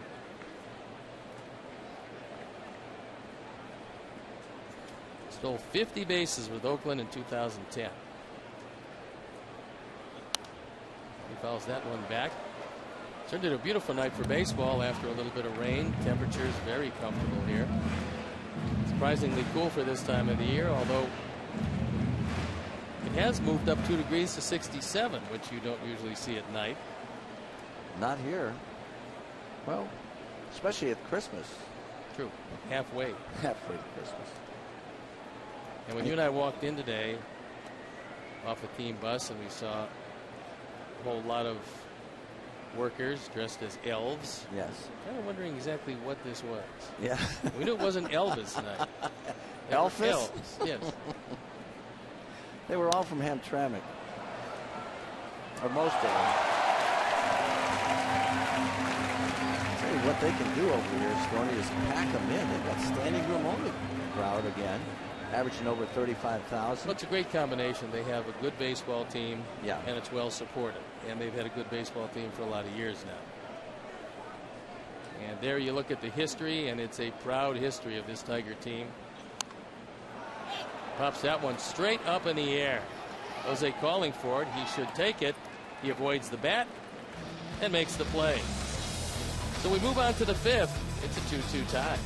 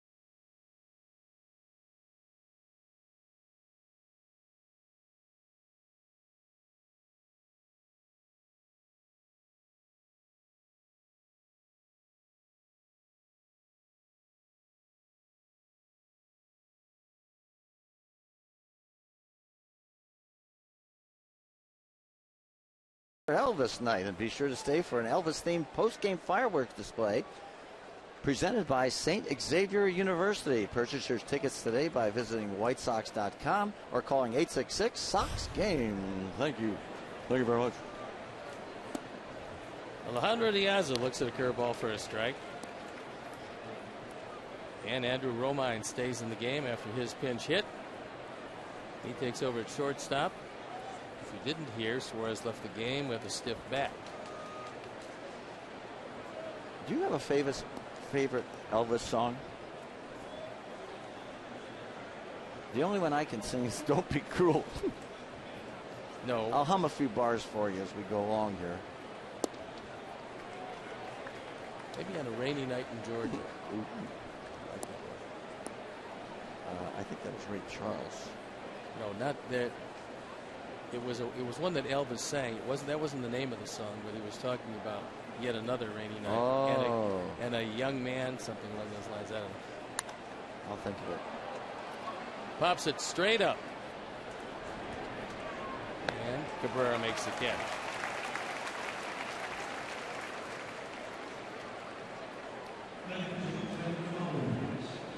That'll bring up Tyler Flowers. Anibal Sanchez was involved in a huge deal back in 2005. The Marlins sent Josh Beckett, Guillermo Mota, and Mike Lowell to the Red Sox, acquiring Anibal Sanchez, Hanley Ramirez, Harvey Garcia, and Jesus Delgado, November 21st of 2005. That is a big trade, and a lot of those guys went on to have excellent careers. Oh, yeah. Good breaking ball for a strike.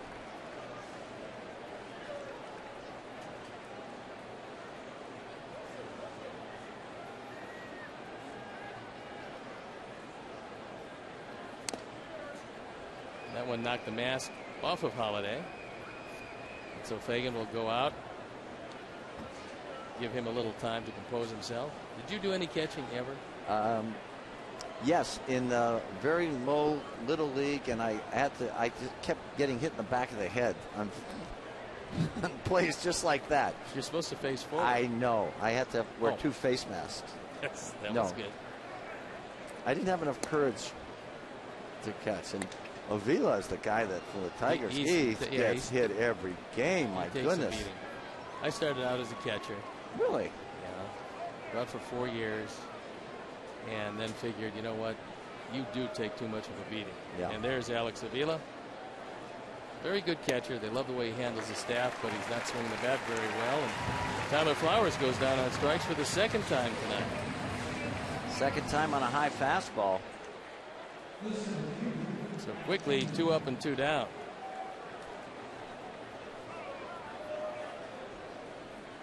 Tigers were able to convince Anibal Sanchez to sign an $80 million deal, 5-year contract, December 14th of 2012.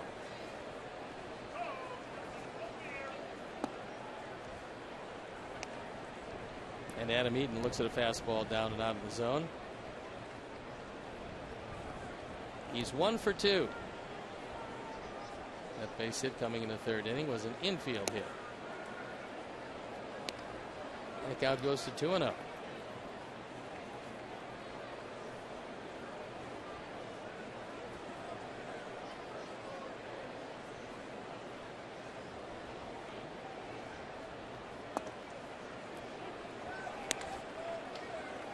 Called strike. That one caught the outside of the outside corner and the top of the bottom part of the strike zone, and Adam can't believe it. Yeah. Especially the way Holiday caught the ball. Didn't do him any favors catching the ball that way. No, he did not. It looked like he was a foot outside. Fouled that one off to the left.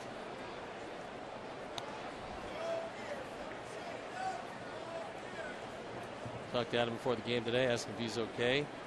Said, yeah, feeling good. The way he plays the game, you got to feel that he gets banged up a little bit, but he's out there just about every day. And he does give you everything he's got on every play. Looks at a fastball for a strike, and it's 3 up, 3 down here in the top of the 5th inning. We'll move to the bottom of the 5th. Score tied at 2.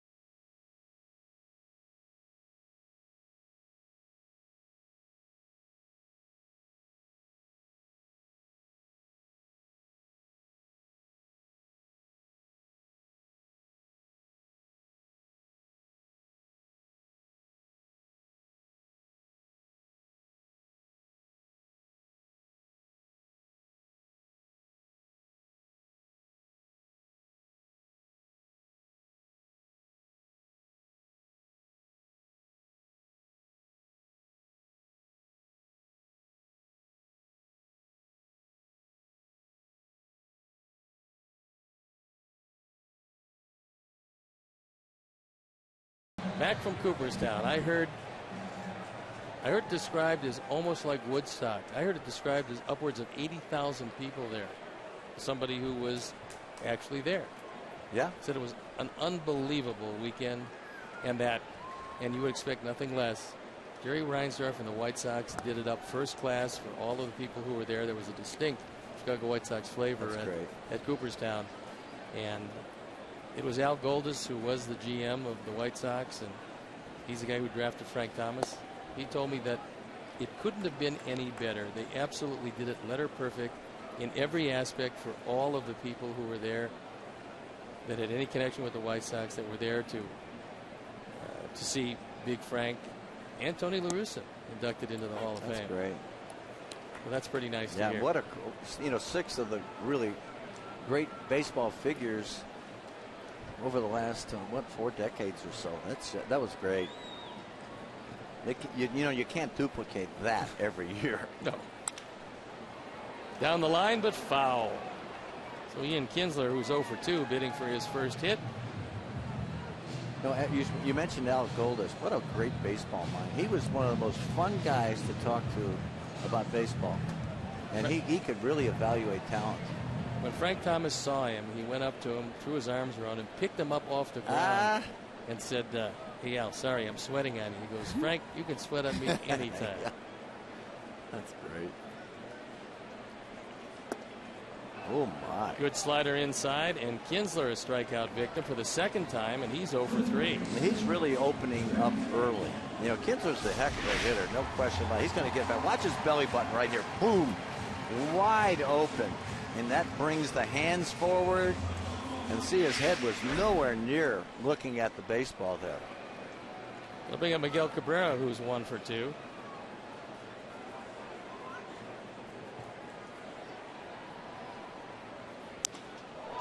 Hits that ball hard to right center field, but Adam Eaton 2 steps over and makes the play.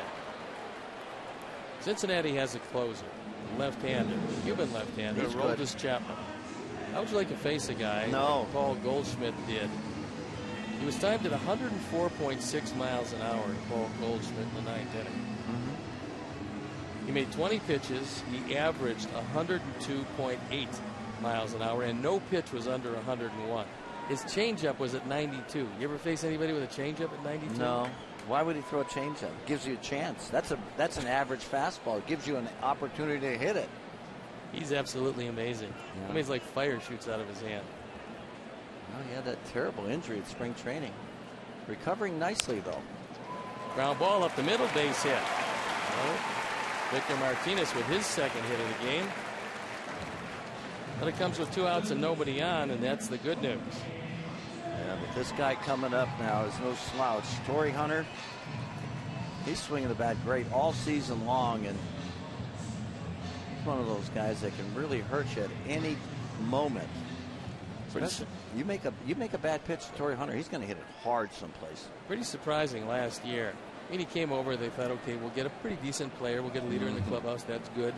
He hit .304, drove in 84 runs.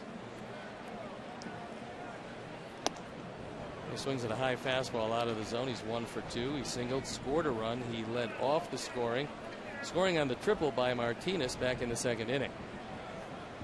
Yeah, he's one of those guys, too, on first pitches. You just saw they'll try and ambush that pitcher. Get that first pitch fastball and swing as hard as he can. Didn't make a whole lot of friends with the White Sox after his stint with the Minnesota Twins.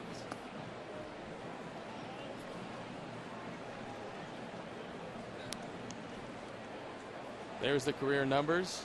278, 2,261 hits. Now, over 300 homers. Pretty impressive. What if he plays a couple more years? Do you think he's Hall of Fame material? No. Great defensive player. Yeah, good player. But it's not the Hall of the Good. Pops that one straight up. And that's going to be the 3rd out. Viciedo cuts across and makes the play. So the Tigers will leave 1. We'll move to the top of the 6th inning. Score tied at 2.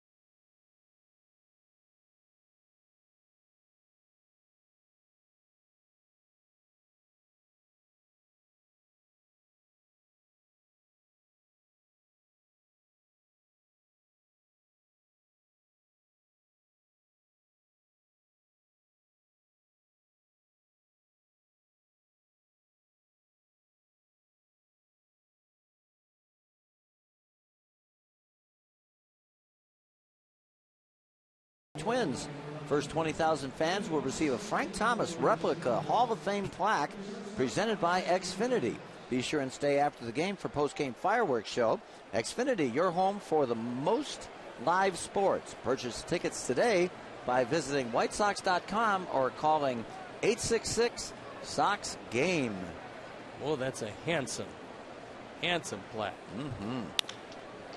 Little chopper right at Romine. He throws over the top and guns him out. So Lexi now 0 for 3. Coming into action today, 20 of the 30 teams were within 5.5 games of the playoffs. And that means these next 2 days before the trading deadline is going to be really entertaining. And when you listen to some of the names, and I was talking today to Buster Olney, who was down on the field, he seems to think that the Red Sox will trade John Lester. With the option of re-signing him for next year, right? Is what he said? Well, they'll always have that. He turned down $70 million for 4. Yeah, that's low. Compared to some of the other contracts at the time, you can understand it. I mean, you look at Homer Bailey's $105 million. You look at Zach Greinke's $159 million, and felt that maybe somewhere in between those two numbers he might fit with his games over 500. He's a lefty who goes out there each and every day. And if they do move him, that will be a big trade. And there's got to be a couple of real big ones left, you would think. We've got till Thursday afternoon to 4 p.m. Eastern time. Jose Abreu was 1 for 2. He singled, scored a run in the 4th inning. He fouls that one off to the right. Everyone talks about the deepest system, and I don't know if they're going to make a trade, but everybody talks about the Pittsburgh Pirates and the great job they've done of rebuilding their system. Because when Neil Huntington got there, they didn't have a whole lot. They've got a great outfielder, Gregory Polanco. You can't get him, but they have some other guys that would fit real well if the Pirates, who are knocking at the door, want to make a deal. Count evens at 2-2. Pittsburgh came into action tonight, 2 games in back of Milwaukee. And Milwaukee lost their last 2, winners of 5 of their last 10, while Pittsburgh has won 7 of their last 10, and they've won 2 in a row. You know, from what I've seen of Pittsburgh, Stoney, I think they've got enough right now. Andrew McCutchen is one of those guys that might very well win back-to-back MVPs. We'll take a look at the Central when we get a chance and show you just exactly what it looks like, because it's starting to bunch up in the National League Central.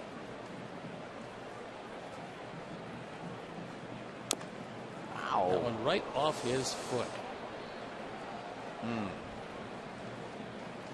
He's wearing a shin guard. It looked like it may have missed it, though, the way he's acting. Take a look.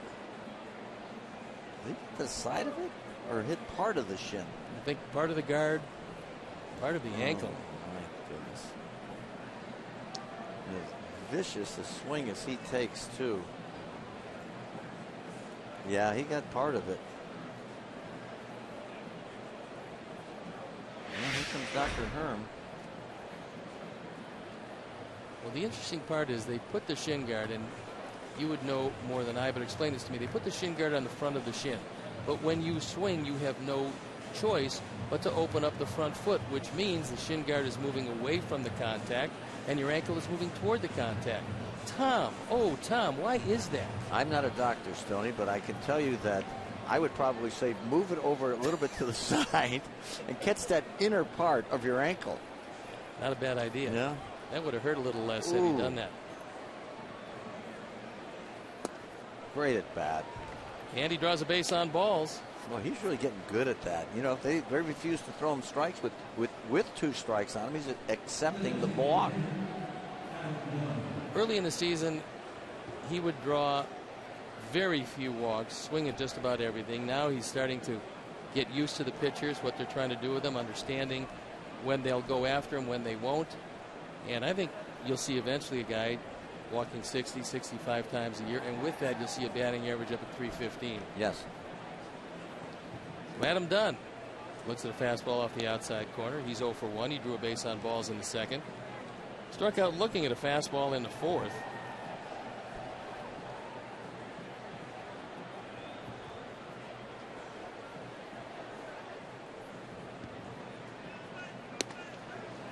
Fastball right down the middle. So Cleveland came into this 6.5 games in back of Detroit, and the Indians losing 5-2 to Seattle. That game in the top of the 6th in Cleveland. Iwakuma started for Seattle, and along with King Felix, that's a great 1 and 2 starting combination. Good breaking ball for a strike. Ooh, he Count goes to 1 and 2, and he's having some words with Clint Fagan.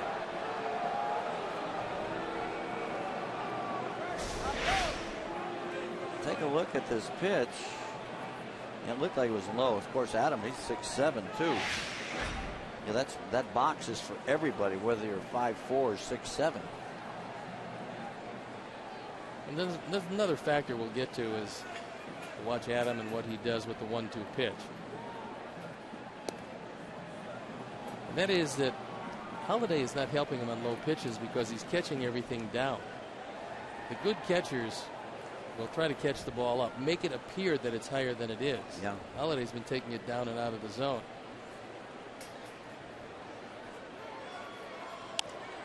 Fouled that ball off to the left, and the count holds at 2-2. It's a 2-2 game. Tigers scored their 2 in the 2nd. Sox scored their 2 in the 4th. Look at Victor. Victor Martinez is a big man, and he's dwarfed by Abreu. Threw a slider down and in and threw it right by him. So for the second time tonight, Adam down on strikes.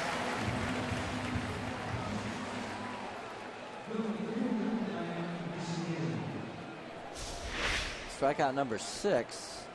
As Tony mentioned, a hard slider. That was a good pitch. Tough pitch. He gets on top of his slider, goes straight down. Yeah. A lot of guys will throw that slider and get some down, but a whole lot of side movement to it. That was right over the top. That one down is a lot tougher. So Viciedo, and they took away the air and gave him a base hit last time up. Takes it right to Cabrera, who'll go to the easy way to second base, and it's out of the 6th. We'll head to the bottom of the 6th. The game tied at 2.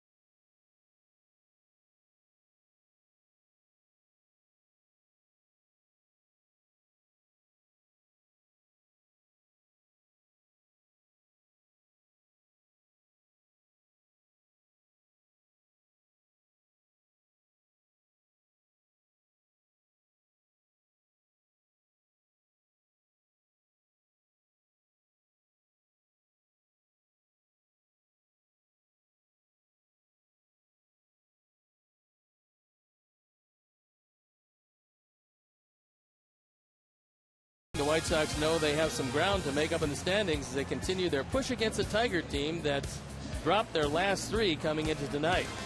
So it's White Sox Tigers tomorrow at 6 p.m. on Comcast Sportsnet.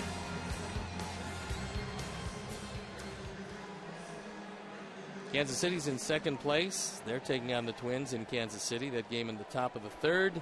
There is no score.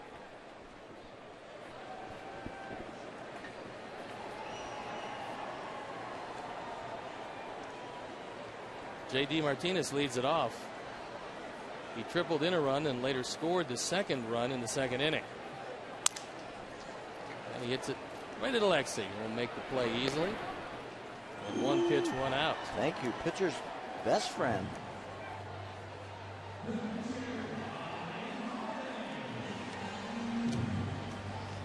Plus, he broke his bat, too.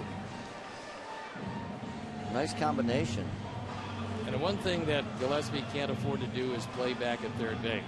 Because Holiday usually saves his bunt to when it surprises you. He laid down one, beat it out against us early in the year. And I almost thought about it there. You know, the guy who really gets a lot of bunt hits is G Money, the former Tiger catcher, Gerald Laird. He gets a lot for the Atlanta Braves. Daniel Webb throwing in the pen.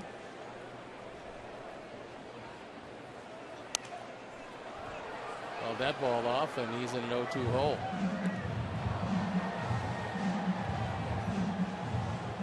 '94th pitch forthcoming. My partner, Ken Harrelson, not here, away on some family business. In his stead, Hamtramck's own Tom Paciorek taking his spot for the 5th game. You've been pretty good to this point. You're 3-1, and this one yet to be decided. It's a good one, too. It's going to be tight. You're on a day-to-day contract, so you got to let it all go. You can't ghost. Actually, I thought it was more minute to minute.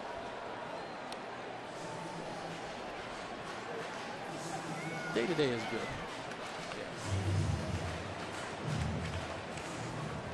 Holiday keeps wanting to pull the ball. Get Holiday halfway to Christmas. High fastball inside. The count moves to 2-2.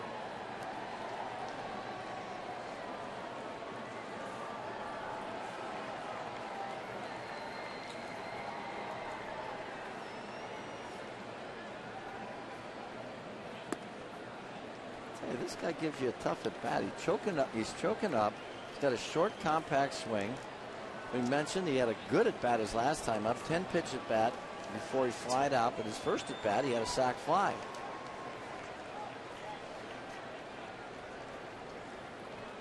And a 3-2 pitch. He misses inside, and so Holiday will draw a walk. And Andrew Romine came in for Suarez. Eugenio Suarez left with a stiff back. He had a base hit. Romine had a base hit in the 4th. And Bobby Thigpen on the phone to the pen. He wants to know if Daniel Webb is ready to go.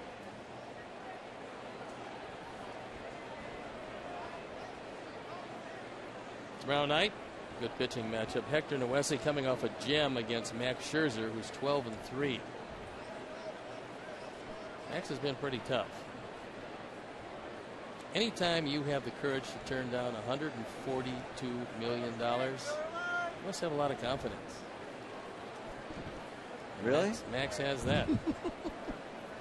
I know you'd work for. I know you'd work for half of that. I would. There you look at Max. I personally think he's nuts for not taking that contract, but you mentioned he's very confident in his abilities. I went to get a haircut, and lo and behold, the young lady cutting my hair told me that she also cuts Max's hair. And I hope two Cy Young Award winners. I hope he gives you a generous tip for the both of us. I thought you'd say that. Did you point out that she had the privilege of cutting two Cy Young Award winners? No, I didn't mention that. Was his thicker than yours? I would assume so, yes. He also has two different color eyes. Yes. That's unusual. So Jose has reached the century mark.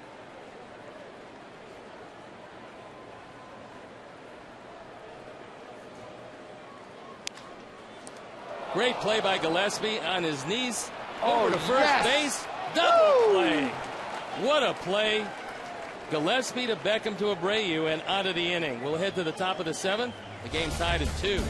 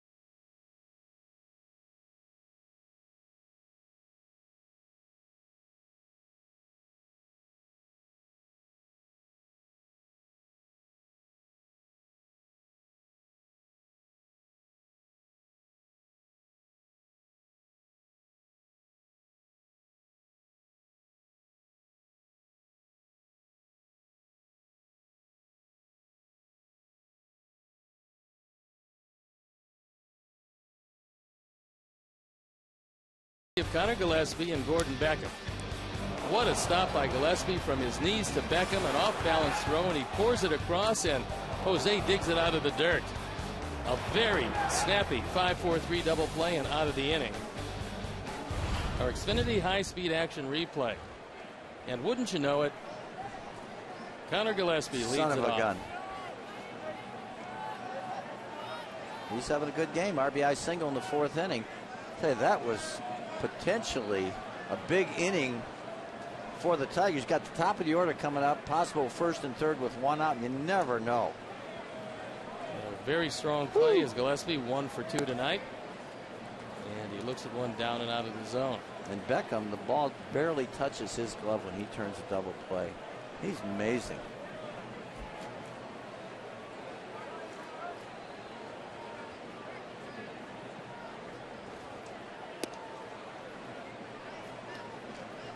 Two and Connor Gillespie, and the Sox would dearly love to score here for a couple of different reasons. The obvious being it's a 2-2 game. The less obvious being that yet another no decision if they don't score for Jose Quintana, who gave up a couple of runs early and then slammed the door, and there's a line shot base hit to right field. So yes. Connor Gillespie continues his tattooing of the baseball, and a promising way to start the 7th inning. Well, you know, too, Stoney, that's a 3rd consecutive at bat where he's had a 2-0 count. And he's had weak swings on the other 2. He did not get the head of the bat out. This time he did. That had a chance. He gets a little lift, and that's a point. That'd been a homer. It's only 330 down that right field line. So with a low fence and 330, it's kind of a paradise for left-hand hitters if you can pull the ball. And that'll bring up Gordon Beckham. He had a sacrifice fly in the 4th inning, driving in run number 31. Short lead at first by Gillespie, and Sanchez chases him back. Tiger bullpen up and working.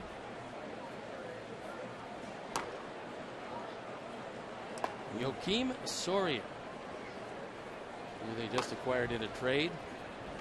He's good. He is usually very good. Oh boy. Takes that one, misses down.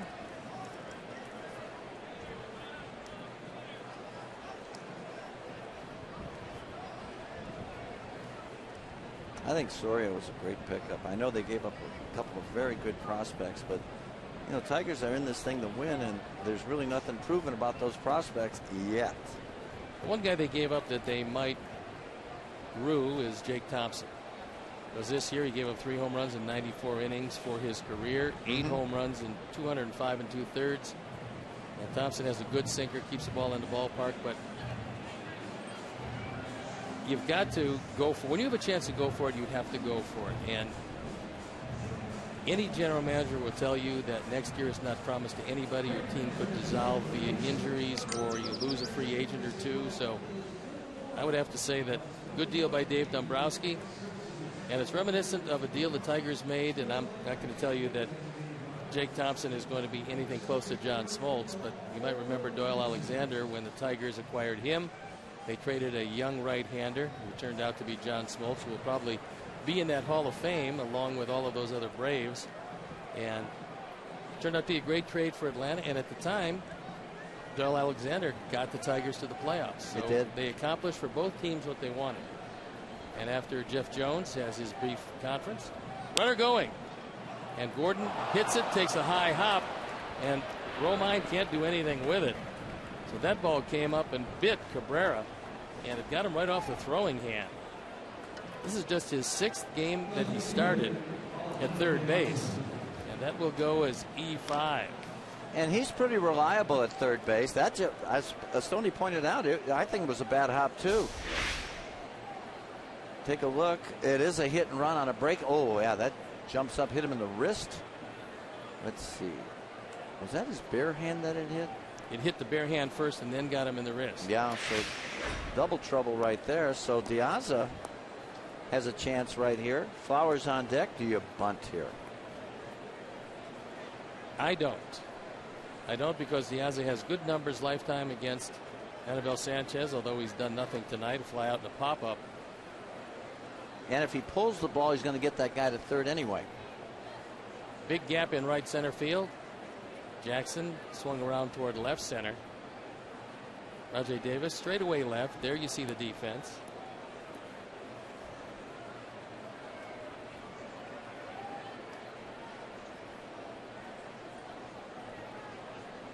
Hector Nuese on the left. Jose Quintana, tonight's starter, on the right.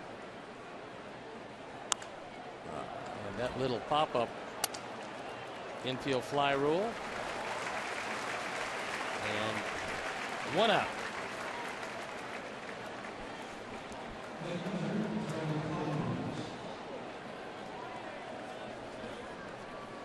That'll bring up Tyler Flowers. Tyler 0 for 2 with a couple of strikeouts. Well, he got to dial it up for that fastball. He's been behind on the Bell's fastball all night long.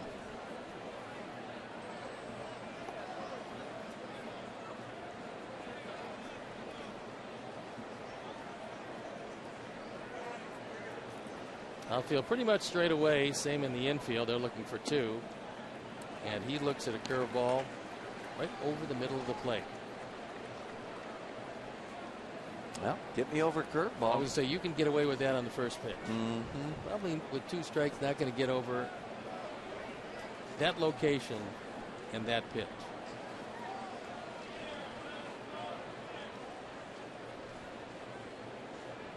Gillespie, nice lead at second, and to this point, Tyler's just not picking up the ball. It could be, and there's certain pitchers that will do that to you. You just don't see the baseball for whatever reason. Sanchez is deceptive. He does turn his back to the hitter. No, you're right. It looks like Tyler has choked up on the bat about an inch now, trying to make contact. Ooh, thank you.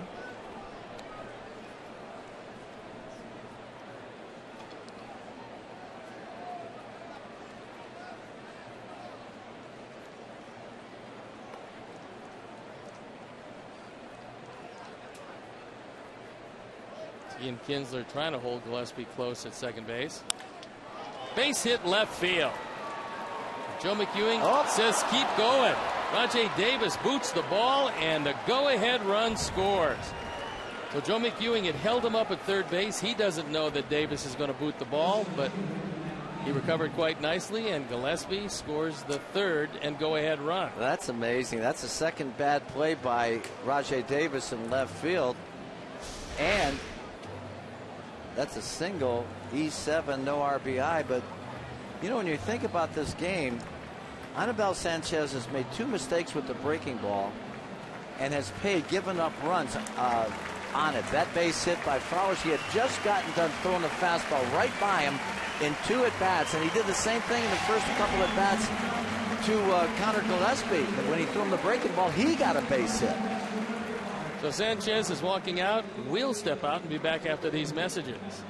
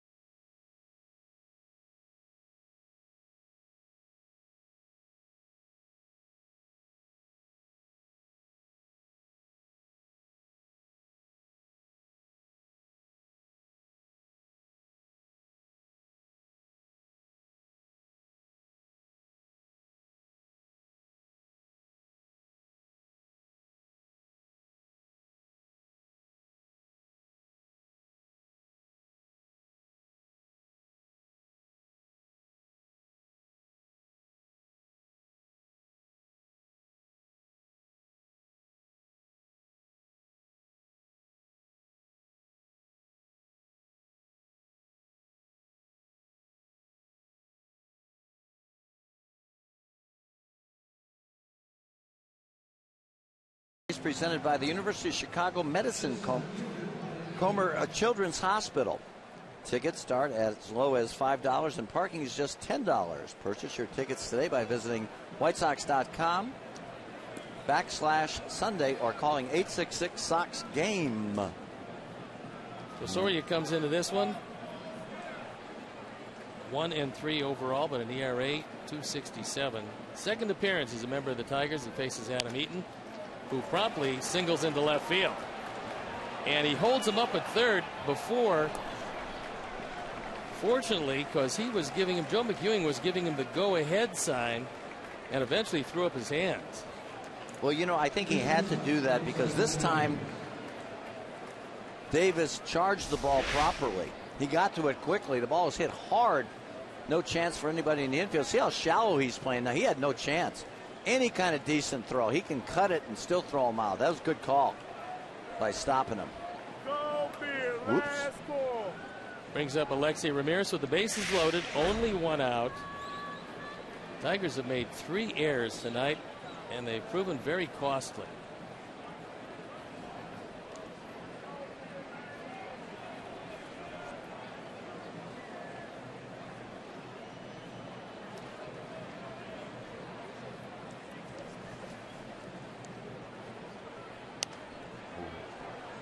Breaking ball hung right over the middle of the plate.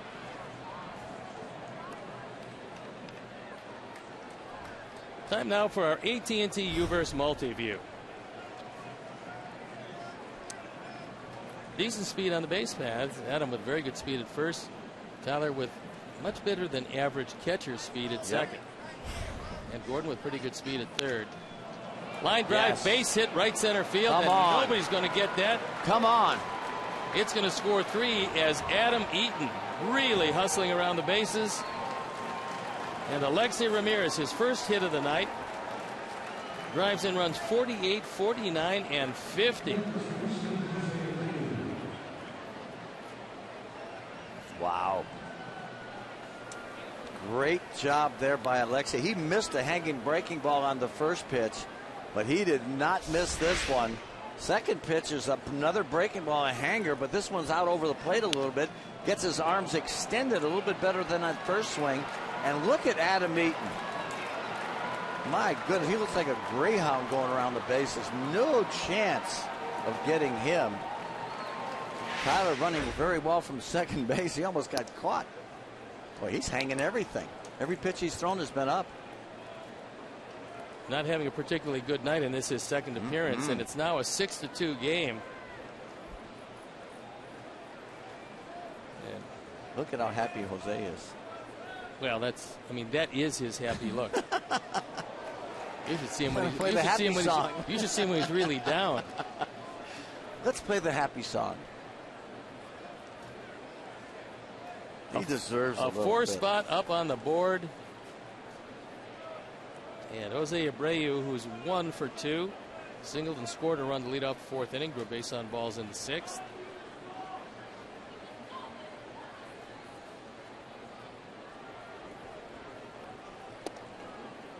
That base hit in the 4th inning ran his hitting streak to 18 games.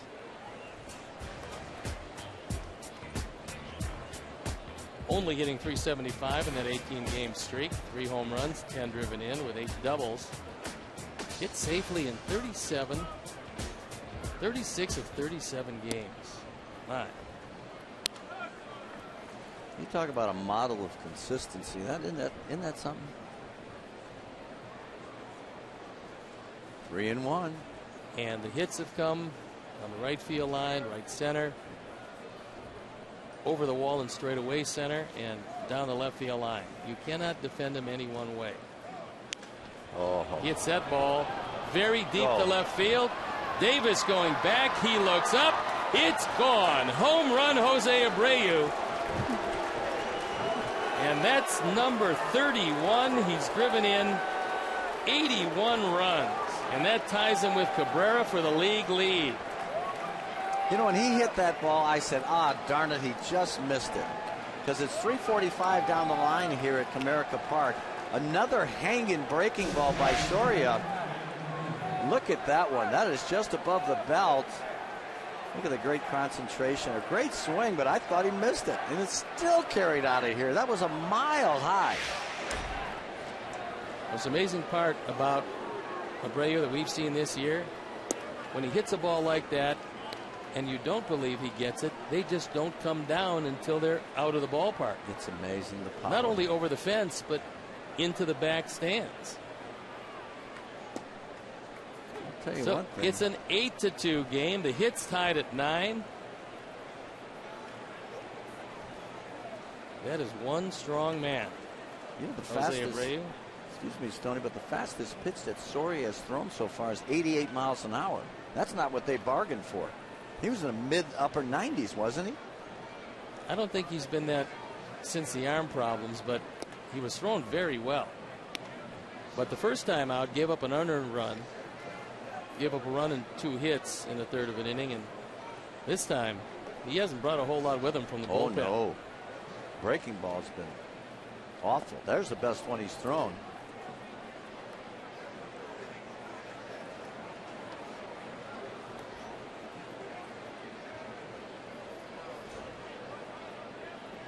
Sanchez goes 6 1/3, gives up 5 runs, 4 of them earned on 6 hits, walks a couple, strikes out 6, and hasn't had a whole lot of help out of that pen. And this has been the biggest problem, and that's why they traded for Soria, to help him in situations like this.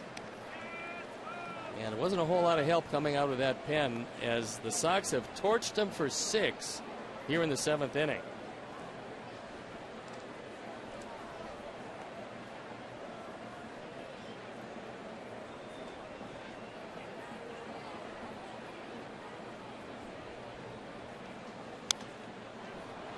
Told you the power numbers on Abreu, but it bears repetition. 31 and 81 on the power numbers. We haven't hit August yet. He's got 81 driven in. In this, his rookie year. But when he adjusts to this league, he's going to be pretty good. Oh, he's going to be good. Yeah. Let's work with him a little bit. That's way back and gone in right field. Home run, Adam Dunn. His 16th, his 43rd driven in.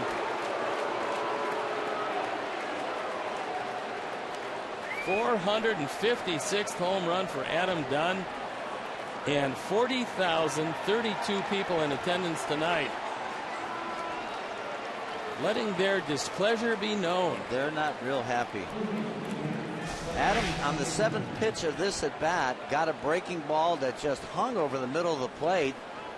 Pulls his hands in, and when you're as strong as Adam Dunn, all you do is center it a little bit, and it's way out of here. Wow. Back-to-back home runs brings up Diane Viciedo. He's 1 for 3.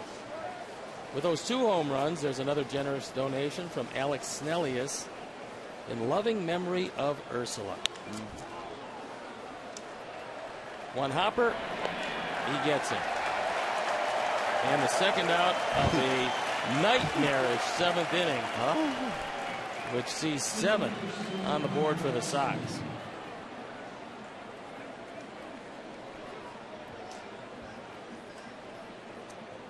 That was another hanging breaking ball. Now, Brad Ausmus cannot be particularly happy with what he's seen tonight from Joakim Soria. Well, Connor Gillespie started this whole thing off, and remember last inning he made that tremendous play to turn the 5-4-3 double play. And let's not discount the effort of Quintana. He gave up 9 hits early in this game, Stoney, but he kept them down to 2 runs.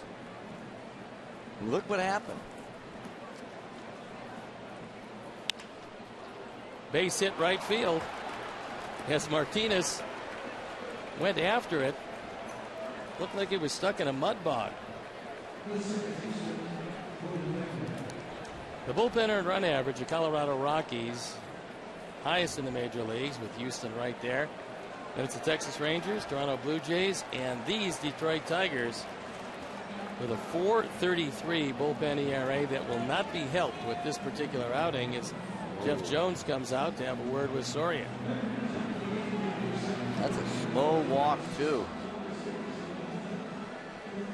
Well, he just said not throwing the ball well at all. It almost looks like he's got a sore arm to me, Stoney. You know, when you hang every breaking ball, and the fastball has yet to top 90, you know, for a guy who's been known to have superior stuff, you know, I'm a bit surprised. Well, the bullpen up and going, and it's Kroll and Albuquerque. Actually, it really isn't. It's two left-handers.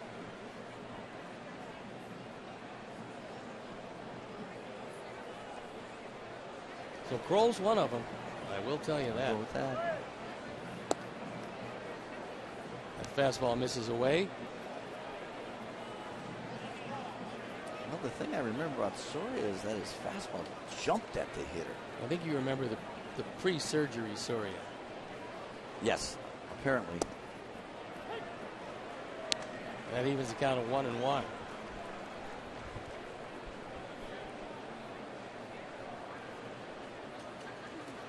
Five hits, 7 runs, and one very costly error that could possibly have opened the door. And there's another base hit.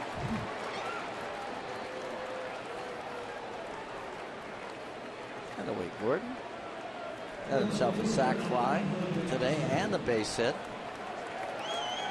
And here comes Brad Ausmus.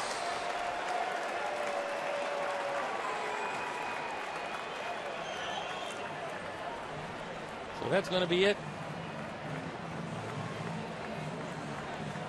So Soria is going to step out, as will we, and we'll be back after these messages.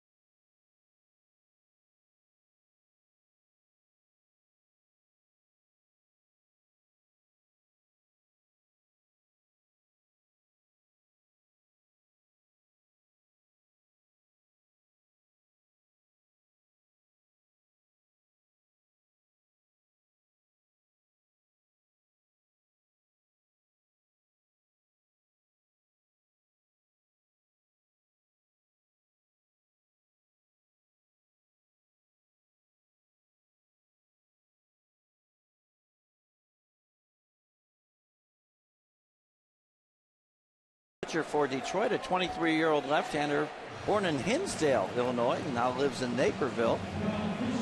Getting an opportunity, 6'1", 210-pounder. Came in a trade for Doug Fister from the Washington Nationals. The record .455 earned run average. So I would say that one did not work out particularly well for the Tigers because Doug Fister is having a magnificent year. He's a good pitcher. He's been good. He was good with Seattle. He was good with Detroit. Now he's doing well in the National League. Well, they wanted to open a spot for Smiley to come out of the bullpen. They wanted a left-handed starter, so they traded Fister, saved a few bucks. But for the Nationals, he's just been lights out. Yeah, he's good. So Alejandro Diaza, who's 0 for 3, looks out at Kroll and takes a fastball for a strike. Runners at first and second.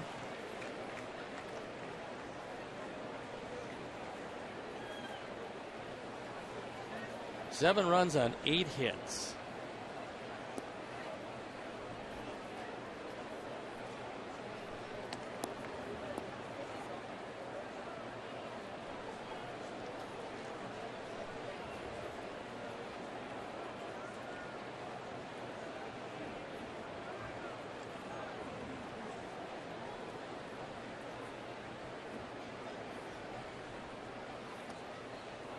Breaking ball misses down, and the count goes to 2-1. Baby Hawk tells us that this is the 4th time the Sox have scored 7 runs in an inning this year. That's a lot. Couldn't have come at a better time. Yeah. For Jose Quintana. The last thing he Finally. needed. Last thing he needed was get another no decision. Yeah. And that one just misses inside, so the count goes to 3-1. I'll bet you if you asked Jose, this would be his favorite inning of the year. It would be right up there. Well, he deserves it. He may not have had his A stuff today, but he was still pretty good. Battled hard for 6. Tapper to second base. And it's out of the inning, but not before the Sox push across 7 runs here in the 7th. We head to the bottom of the 7th, and it's 9-2 Sox.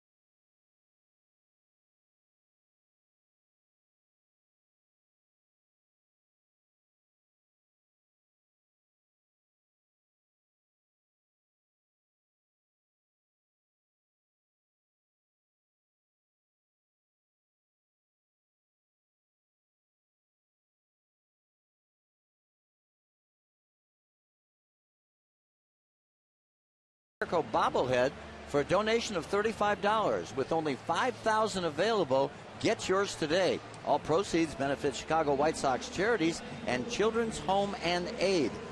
Get yours today by visiting whitesox.com/Paulie. And Daniel Webb comes into the ball game. Webb is 5-3. His ERA 3.45 on for the 37th time. He inherits a 7-run lead in relief of Jose Quintana, who went 6, gave up a couple of runs on 9 hits. And as Tom mentioned, he really didn't have his great stuff, especially early in the game. He gave up 2 hits in the first inning. He gave up 4 hits in the second inning, gave up the 2 runs. And that was it. He gave up a total of 3 singles after that, but that's a great comeback to once again keep his team in the game through 6. Yeah. That's what starting pitchers' jobs are. Keep them in the ballgame. Give your team a chance to win. And the Sox have come back brilliantly, scoring 9 unanswered runs. That's also the most runs that Soria has ever given up in one appearance in his entire career. But you mentioned it right away when you saw the breaking ball that kept rolling in the top of the zone. That's a bad spot to roll curveballs. Oh, yeah.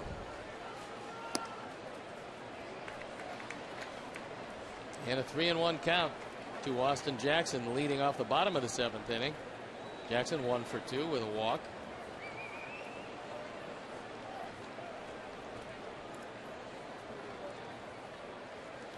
Oh, boy. Twiggy hit him. And it could be that Clint Fagan is saying it hit off the bat.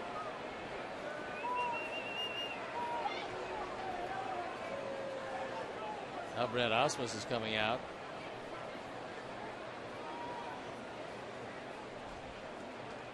And he takes a look at it and sends him to first. Well, you do not want to get hit on the hand by this guy's fastball. Look at it boring in. Looked to me like it hit him in the hand. Me too. Not the knob of the bat. Not a whole lot of it showing.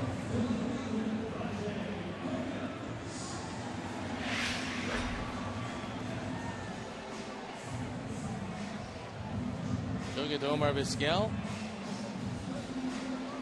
And Robin is now coming out saying, well, you want to take a look at it?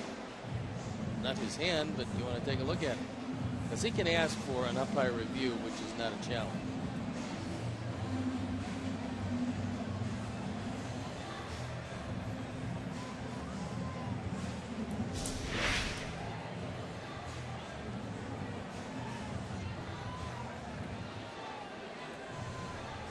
Looks like, to me, it looked like it hit him in the hand. And not the knob. So they're going to leave him at first base, and that'll bring Rajay Davis to bat. He's 1 for 3. Singled his first time up in the first inning. Then he had a good chance to make something happen and make the second into a big inning, grounded into a force play. Or popping out in the fourth. Fastball over the outside corner for a strike.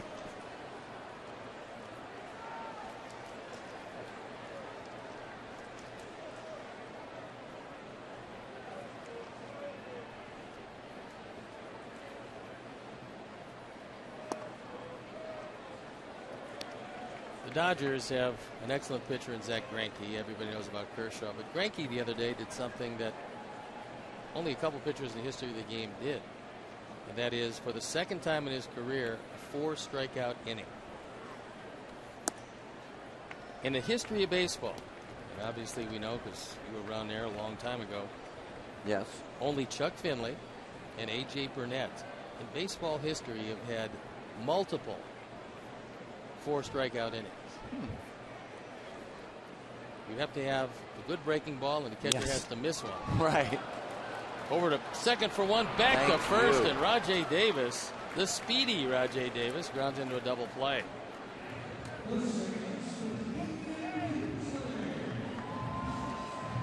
6-4-3. Boy, you watch Ramirez and Beckham. Boy, they are so quick.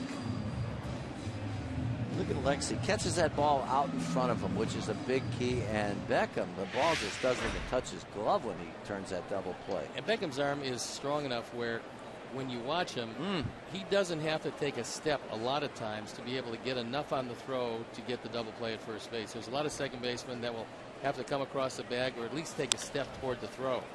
So there's a chopper at shortstop. It's going to be a pretty easy inning as Alexi gets him at first base, and Kinsler is now 0 for 4. So we'll head into the top of the 8th inning.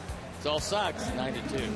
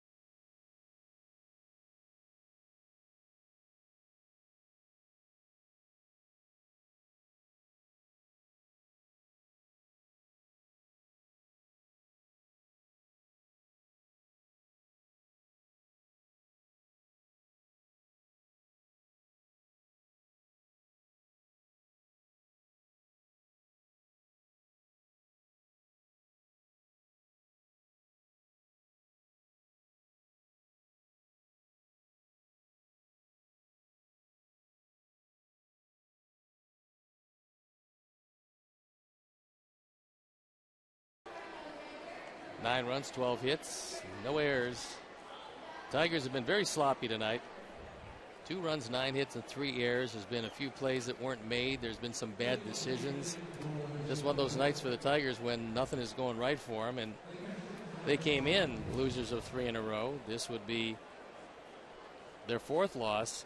And it would also put them, and this is surprising to me, they draw so well here, over 40,000 tonight. This would make them a 500 club at home. 500. Tigers usually dominate here at Comerica Park, but not so this year. And Tyler swings through a fastball. Well, the one thing Tiger pitchers have done today, made big mistakes on breaking balls. And the Sox have taken advantage of them. You hang it, we kill it. That's what really has happened.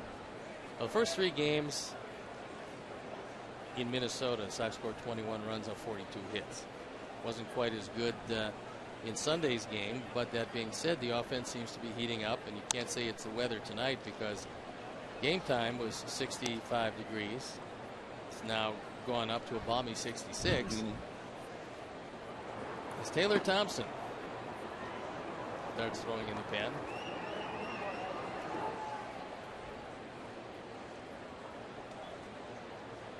But Adam Eaton with 2 hits tonight.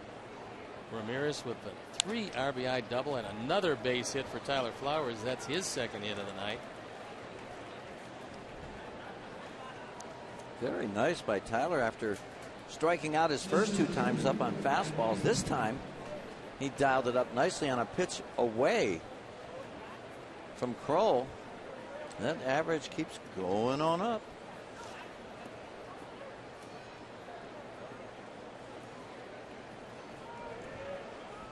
Adam Eaton, who's scored a run tonight and has 2 base hits. Came in hitting .285. He'll improve on that. That batting average up to .287. He scored 49 runs, including the one he scored tonight. And he'll chop a base hit into right field. Another hanging breaking ball. Yep.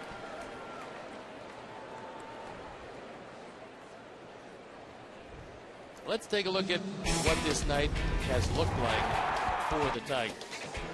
Rajay Davis, instead of going home, catching the ball where he couldn't possibly get the throw home and have it go into second base. Then another play where he boots it and the run scores. Suarez, who started the game at shortstop, throws one away and then throws actually a second one away. That's before the bombs started falling. Abreu,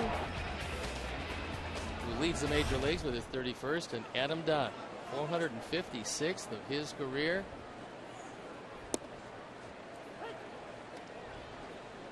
And the Sox are swinging the bats tonight at Detroit. They won 3 of 4 against the Twins. This the first of a 3-game series. And a good one to win would put the Sox 7 games in back of Detroit. Well, we've said so often, if you get a 5 or 6 game winning streak, anybody's in contention. Any race. In this division especially, but all over baseball. I mean, we're seeing great races. Baltimore is leading the East, but 2.5 games over Toronto. Toronto looking for another hitter. And they've got some good young players to move, so they got to get healthy first of all. Get Encarnacion back and get Lynn back. There's a chopper to shortstop. They get the out at second, but no play at first base. So with New York 4.5 back and the Yankees, you would think, looking for some help. They're trailing tonight 4-1, that game in Texas, as they head into the top of the 6th inning. Strong race out in the American League West. Oh, yes. Oakland leads the Los Angeles Angels of Anaheim, who are, by the way, 63-41, playing .606 baseball. They're a game and a half back of Oakland. And then National League East, Washington with a half-game lead over Atlanta. Miami, surprisingly, just 6 games back and fairly alive in the wild card race. And Miami's a strong club. In fact, there were some rumors maybe a month ago that Giancarlo Stanton, who probably has as much power as anybody in baseball, might be on the block. Well, those have been squelched. He is some There's no way. Some young hitter. Oh, you got to build your club around him. I don't care where you finish this year. And Abreu looks at one inside. So the count evens at 1-1. Jose with a base hit in the 4th inning. And a 2-run homer in the 7th. Well, arguably, you got to say that Oakland and the Angels, by far the two most consistent teams in baseball this year. And they both made excellent trades well before we got down toward the end. I mean, Houston Street went to the Angels. Yeah. It gives them one of the better closers in all of baseball. And the Athletics picked up Jason Hamill and Jeff Samardzija from the Cubs, giving up their 2 best young prospects. So they've both done most of the heavy lifting already. Look at this guy. The 3rd hit of the night for Abreu, who reaches out, dumps it into right field. It's going to drive home one. Here comes Alexi. Joe McEwing letting him go. The throw into the middle of the diamond, so it's 2 more driven in, giving Jose 83 for the major league lead in runs batted in. Oh my gosh, you see a good hitter. Take what they give you. Pitches away. Oh, it's just off the corner, but let me see. I'm going to hit this rope by the first baseman. Let it get a little bit deeper. No chance. Well, there's, it's something that you really can't teach, but for guys who are run producers, and Jose Abreu has been a run producer his whole life, there's a lot of runs to be driven in out of the strike zone. That ball was a good 1.5 or 2 off the outside corner, but with an opportunity to drive home some runs, he just went out, happened to drive in 2 of them, probably thinking about just getting the bat on the ball, driving in 1. What a night it's been. That one fouled off to the left. Yeah, these last 2 innings have really been fun. The 4th inning was a good one, too. The Sox put 2 on the board, capitalizing on some erratic Tiger play. You've got to remember that Sox have scored 11 unanswered runs now after Detroit looked like they were in pretty good shape in that bottom of the 2nd inning with 2 runs and a lot of base runners. Oh, how soon the tide has turned. The Tiger bullpen up and going once again. It's Blaine Hardy.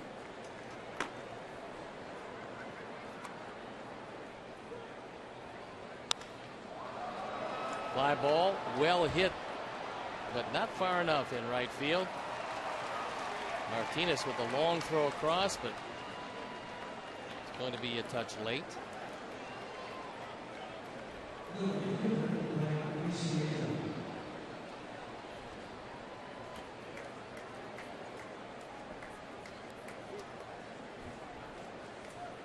That'll bring up Dan Biciedo, who's 1 for 4.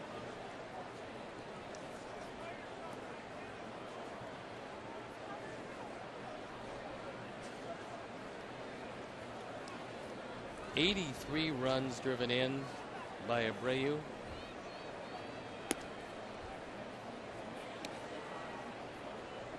We mentioned Giancarlo Stanton. He leads the National League with 69. And yeah, you got to figure the intentional walk stopping the all-important 12th run from scoring. Especially when you're pitching to you're walking a guy to get to a guy with 3 hits and the defensive gem of the game. He's got a chance to be on the post-game show. All right, Connor.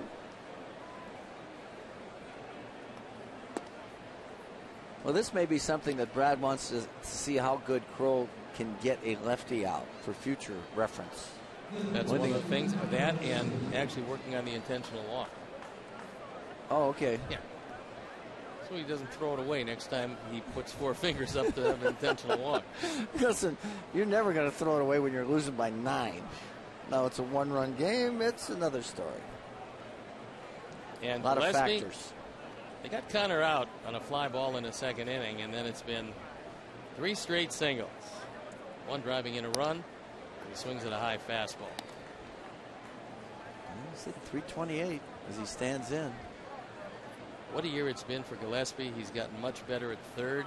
Oh, yeah. And he's really hit the ball consistently all year long.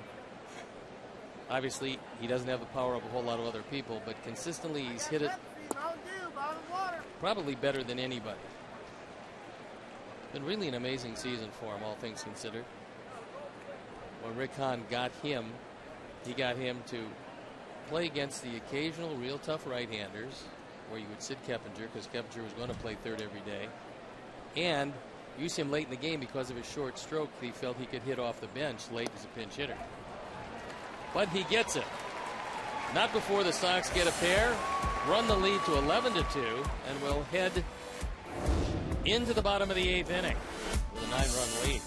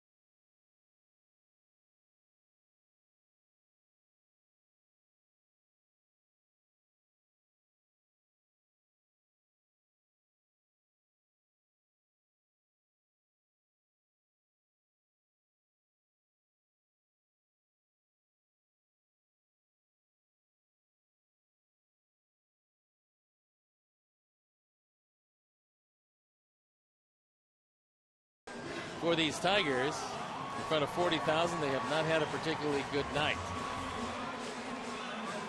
Well, Taylor Thompson comes out for the 4th time. No record. 2.70 earned run average for Taylor.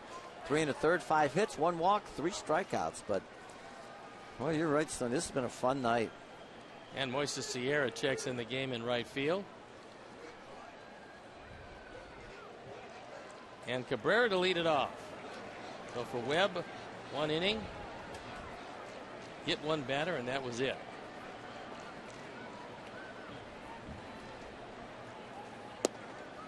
Good fastball for a strike. There you see the base hit, and ground out to fly out after that.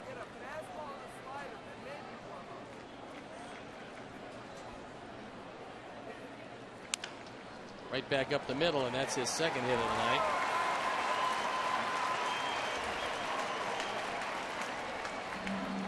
That ball was well out of the zone that he took back up. Yeah, and it was hit it off the end of the bat, too.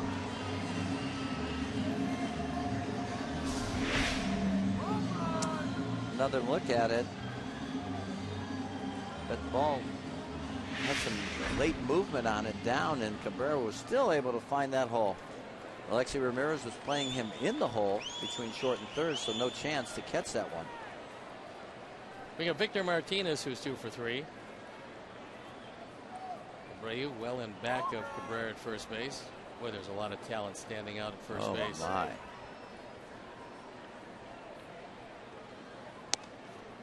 Two big men, too. Joe Nathan loosening up in the pen. He is the closer for this Tiger team. Nathan has 21 saves this year. He also has a 5.73 ERA.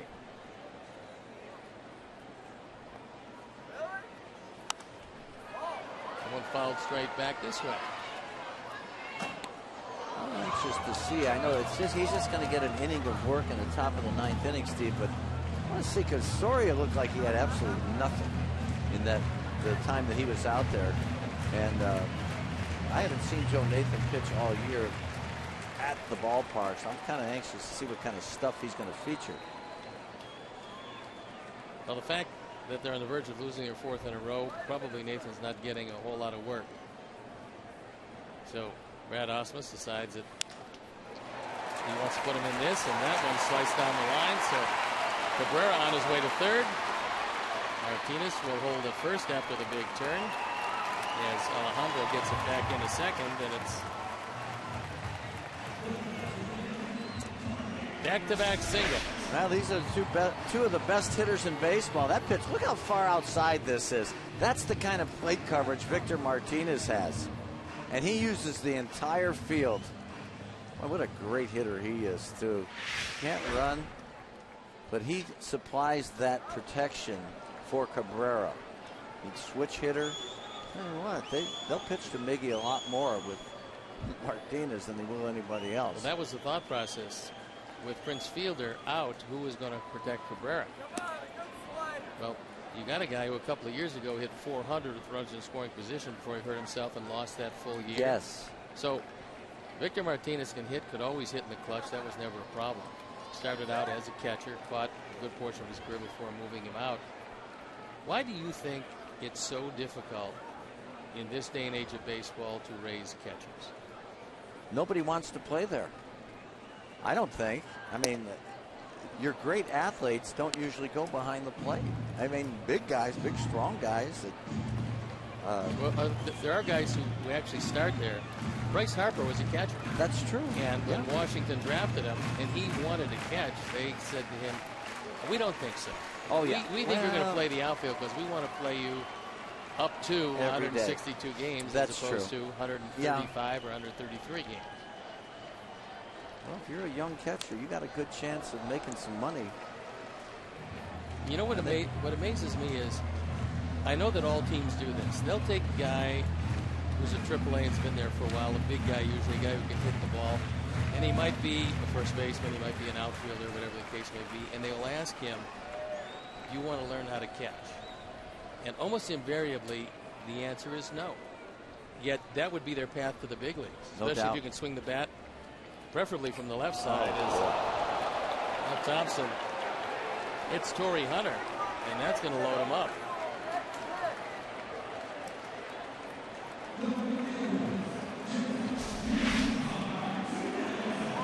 Well, that one got away. And Torrey Hunter, he turns away from it, not in. See how he turns that shoulder in. It still hurts. He got in the back of his left arm. And that Tyler Flowers wants to go out there and have a word with Thompson. But I think that's what happens sometimes. Teams will make an offer to guys that can swing the bat well, guys that would otherwise probably stay in AAA most of their careers. Maybe get a shot here and there, but never really stick. And invariably, the guy will say no. And I can't understand why you'd give it a try, because there is a spot for you in the major leagues if you can catch, especially swinging the bat at all. Yeah. Yeah. Well, you're certainly going to have to play some defense to stay. But if you can hit, look at Evan Gattis, what he's done for the Braves. I mean, he should have been an all-star had he not been hurt at the break. He's one of those guys that has parlayed that into a real nice career. He was out of baseball for a bit. Yeah. Well.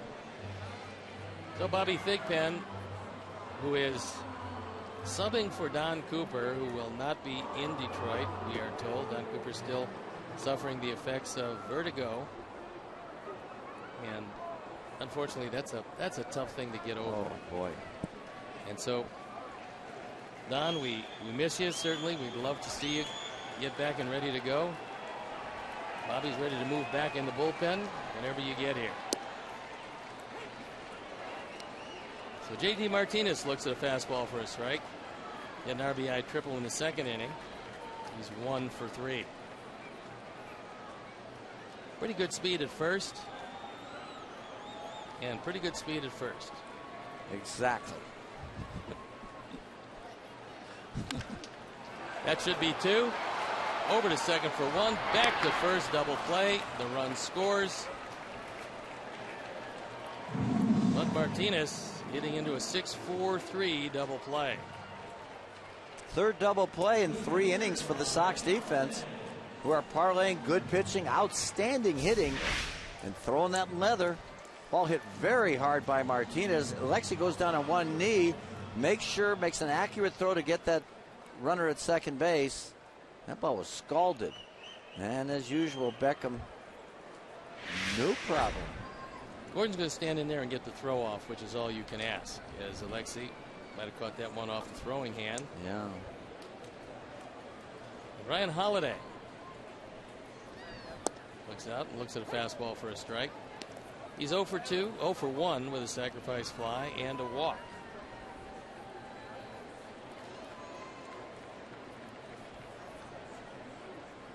It's 11-3. Sox with 15 hits. The Tigers with 11. Ooh. They've had some good late movement. Very nice. Split finger. Either that or one of the better sinkers you'll see. I think it was splitter. Wow. Keep throwing that.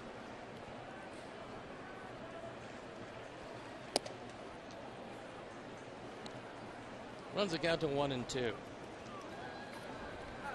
In some other games, Seattle leading Cleveland 5-2. That game in the top of the 9th inning in Cleveland. Yankees have taken a 7-4 lead over Texas in Texas. That game in the top of the 6th. Good stop by Tyler. Minnesota leading 2-0 over Kansas City in Kansas City. That game in the bottom of the 5th. Kansas City threatening. Houston leading Oakland 3-1. That game in the bottom of the 6th in Houston. Philadelphia shut out the Mets 6-0. Cincinnati shut out Arizona 3-0 in Cincinnati. And games later on, Atlanta at the Dodgers, St. Louis at San Diego, and Pittsburgh at San Francisco.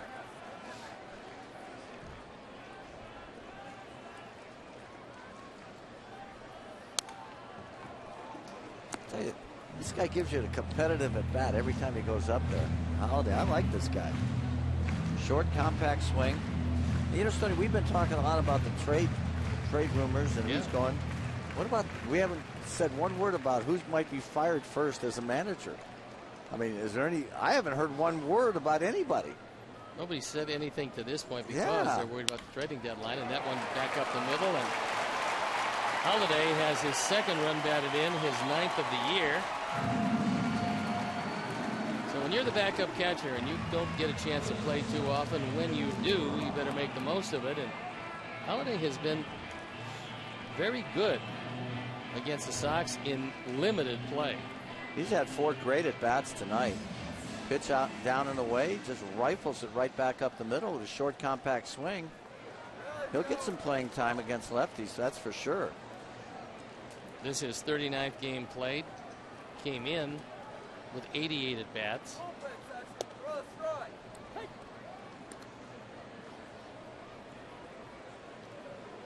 Andrew Romine, 1 for 2. He came in because Eugenio Suarez hurt his back. It stiffened up on him and brought Romine off the bench.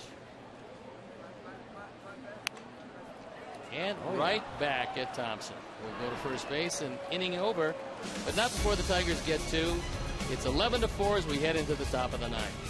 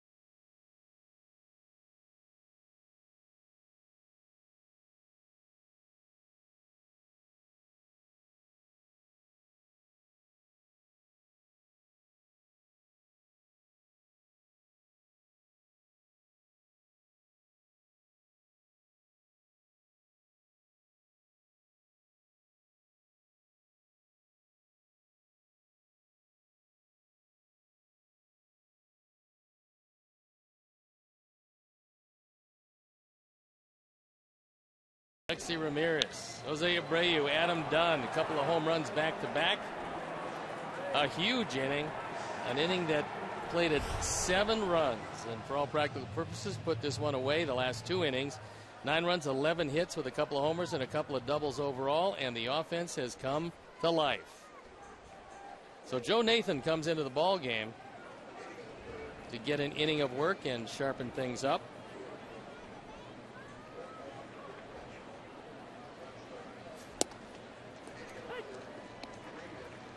And he looks at a fastball for a strike. Gordon Beckham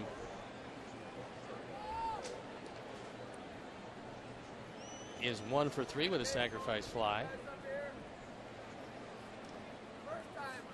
A pretty good breaking ball right there. At least Joe Nathan is averaging over a strikeout an inning, even though the other numbers just don't match up to what his career has meant. And he's had a good career. Yeah, it's been a tough year overall for him.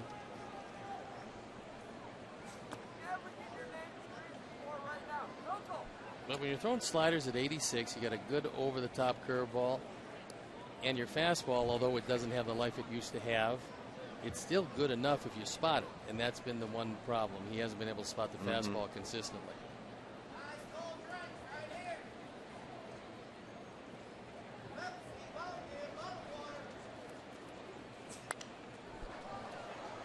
And you know, the fastball, when it's 90-91, if it doesn't have any movement on it, it better be perfect. Career, look at that, 2.88 career ERA, 362 saves with 61 wins and only 33 losses. So he has been really good for a long time. Yeah, most of his career, Joe Nathan was absolutely overwhelming.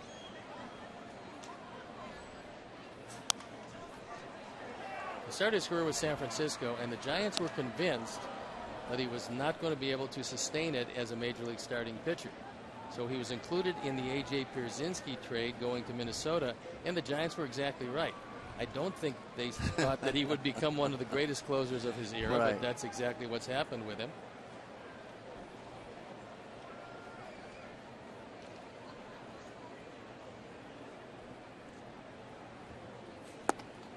Drops down and gets Gordon. It's a good slider right there at 86 miles an hour.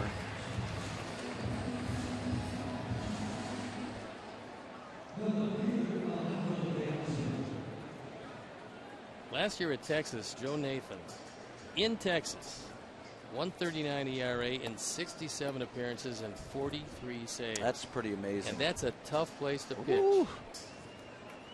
Much tougher than this place. My goodness. Alejandro Diaz, who's had a tough night, he's 0 for 4. He looks out at Joe Nathan.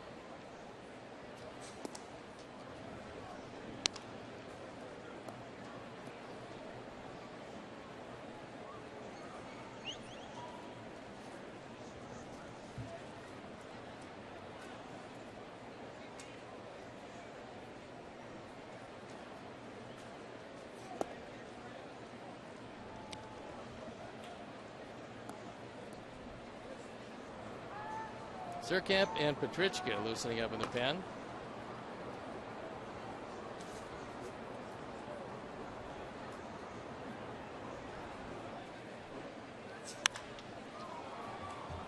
That one popped up. Rajay Davis will make this play easily. As promised earlier in the game, we have the AT&T fan photo of the game. You can tweet your photo to hashtag Chicago Fan Photo for a chance to be shown on our broadcast, brought to you by AT&T. And there is a fan photo with the paw right in the middle of everything.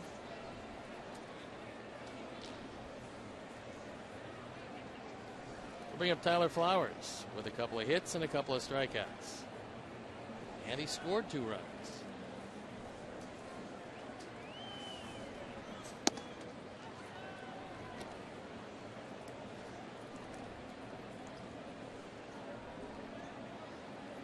Get that batting average up to 246.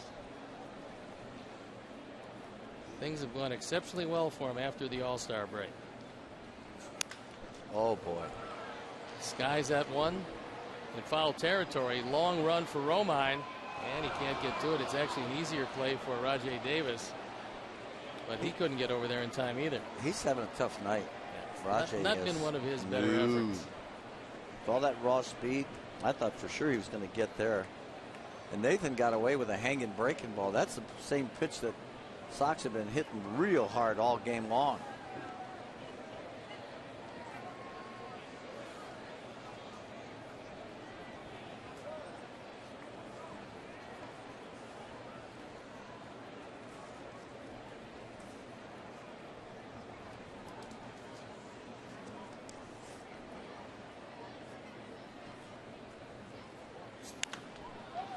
Gets out ahead of that and skies it foul.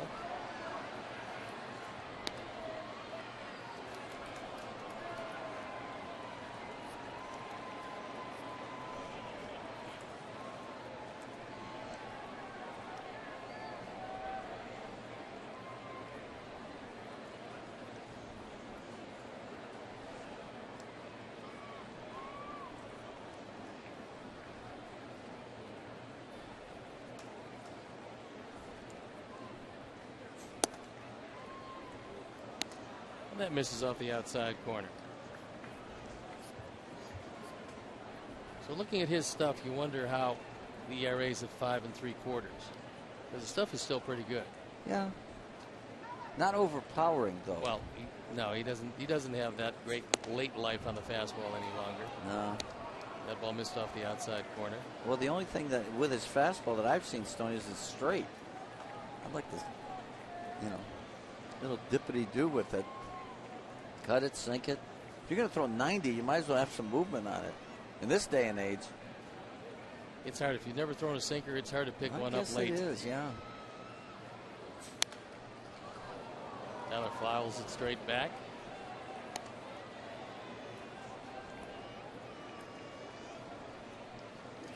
Right here, I think he's got to throw him that slider.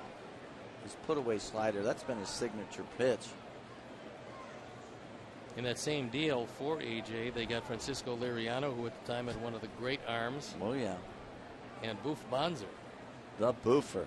That was 2003, November 14th of 2003.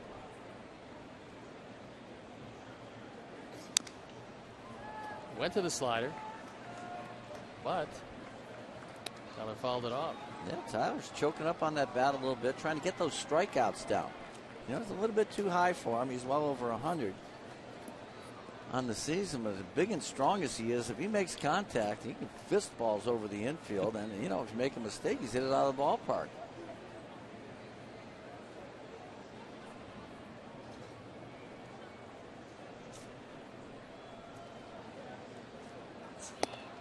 That was a high fastball by him, and so a 1-2-3 ninth inning for Joe Nathan. We'll move to the bottom of the ninth. It's all Sox.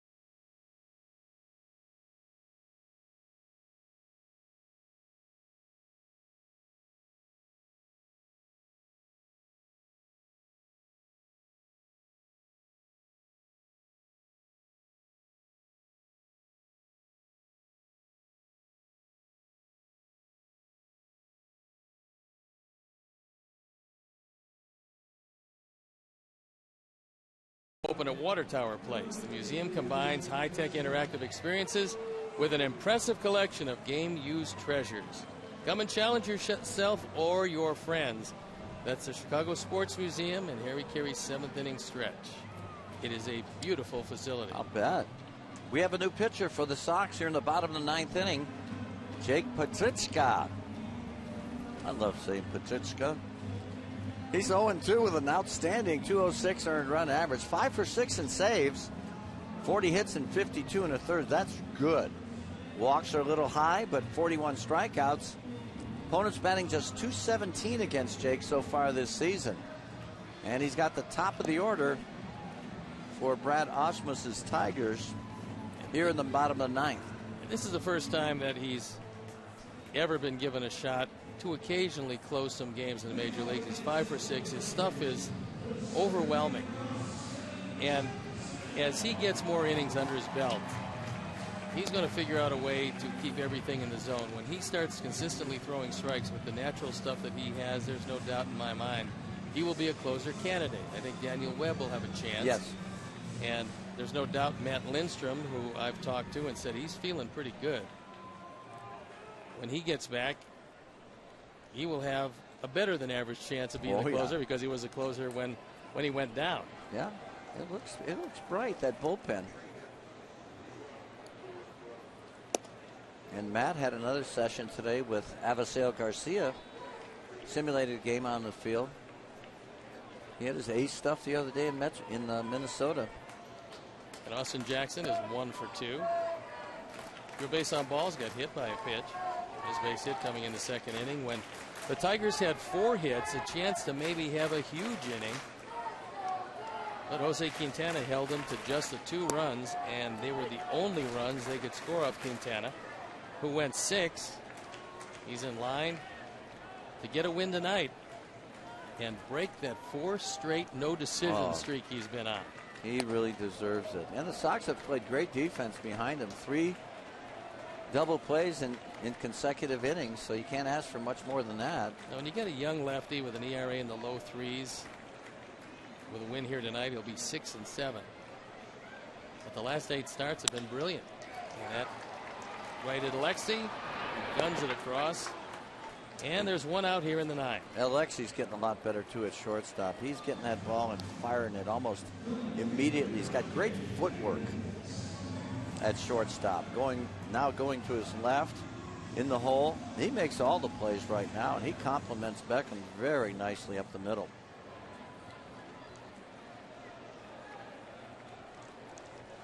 That brings up Rajay Davis, who's 1 for 4. And as we both remarked, been a very, very tough night. Tough night for Rajay. In left field for Rajay. Yeah. Started off nicely with that base hit. You know, I selfishly, I still want to see Cabrera hit again. Isn't that amazing? Never leave when he's up. No, and if anybody gets on, he will get up.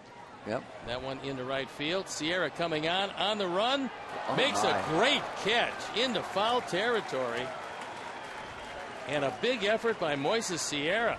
Well, he can play out there, can he? He's got great instincts. That was a terrific play. I didn't think he had a prayer for it. You look at it, kind of a semi-shank.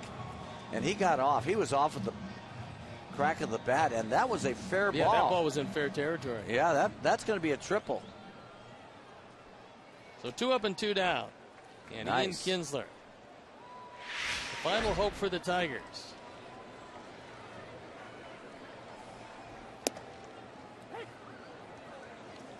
Looks at a high fastball for a strike. Kinsler's had a tough night. Couple of strikeouts. He's 0 for 4.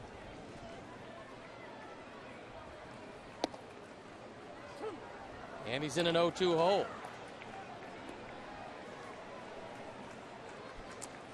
You know, he is in a funk, but he's still got great numbers on the year. 287 with 11 homers, 56 RBIs, 67 runs. Broken bat. Foul ball. Wow. Those maple bats get some distance. Yeah, they do. Connor Gillespie had to see the ball and the head of Kinsler's bat sailing right by him. That's no fun. Gets in there. Look at the bat head is following the ball. Fortunately, the ball was foul and the bat was fair. It's the other way Good combo, around. yeah.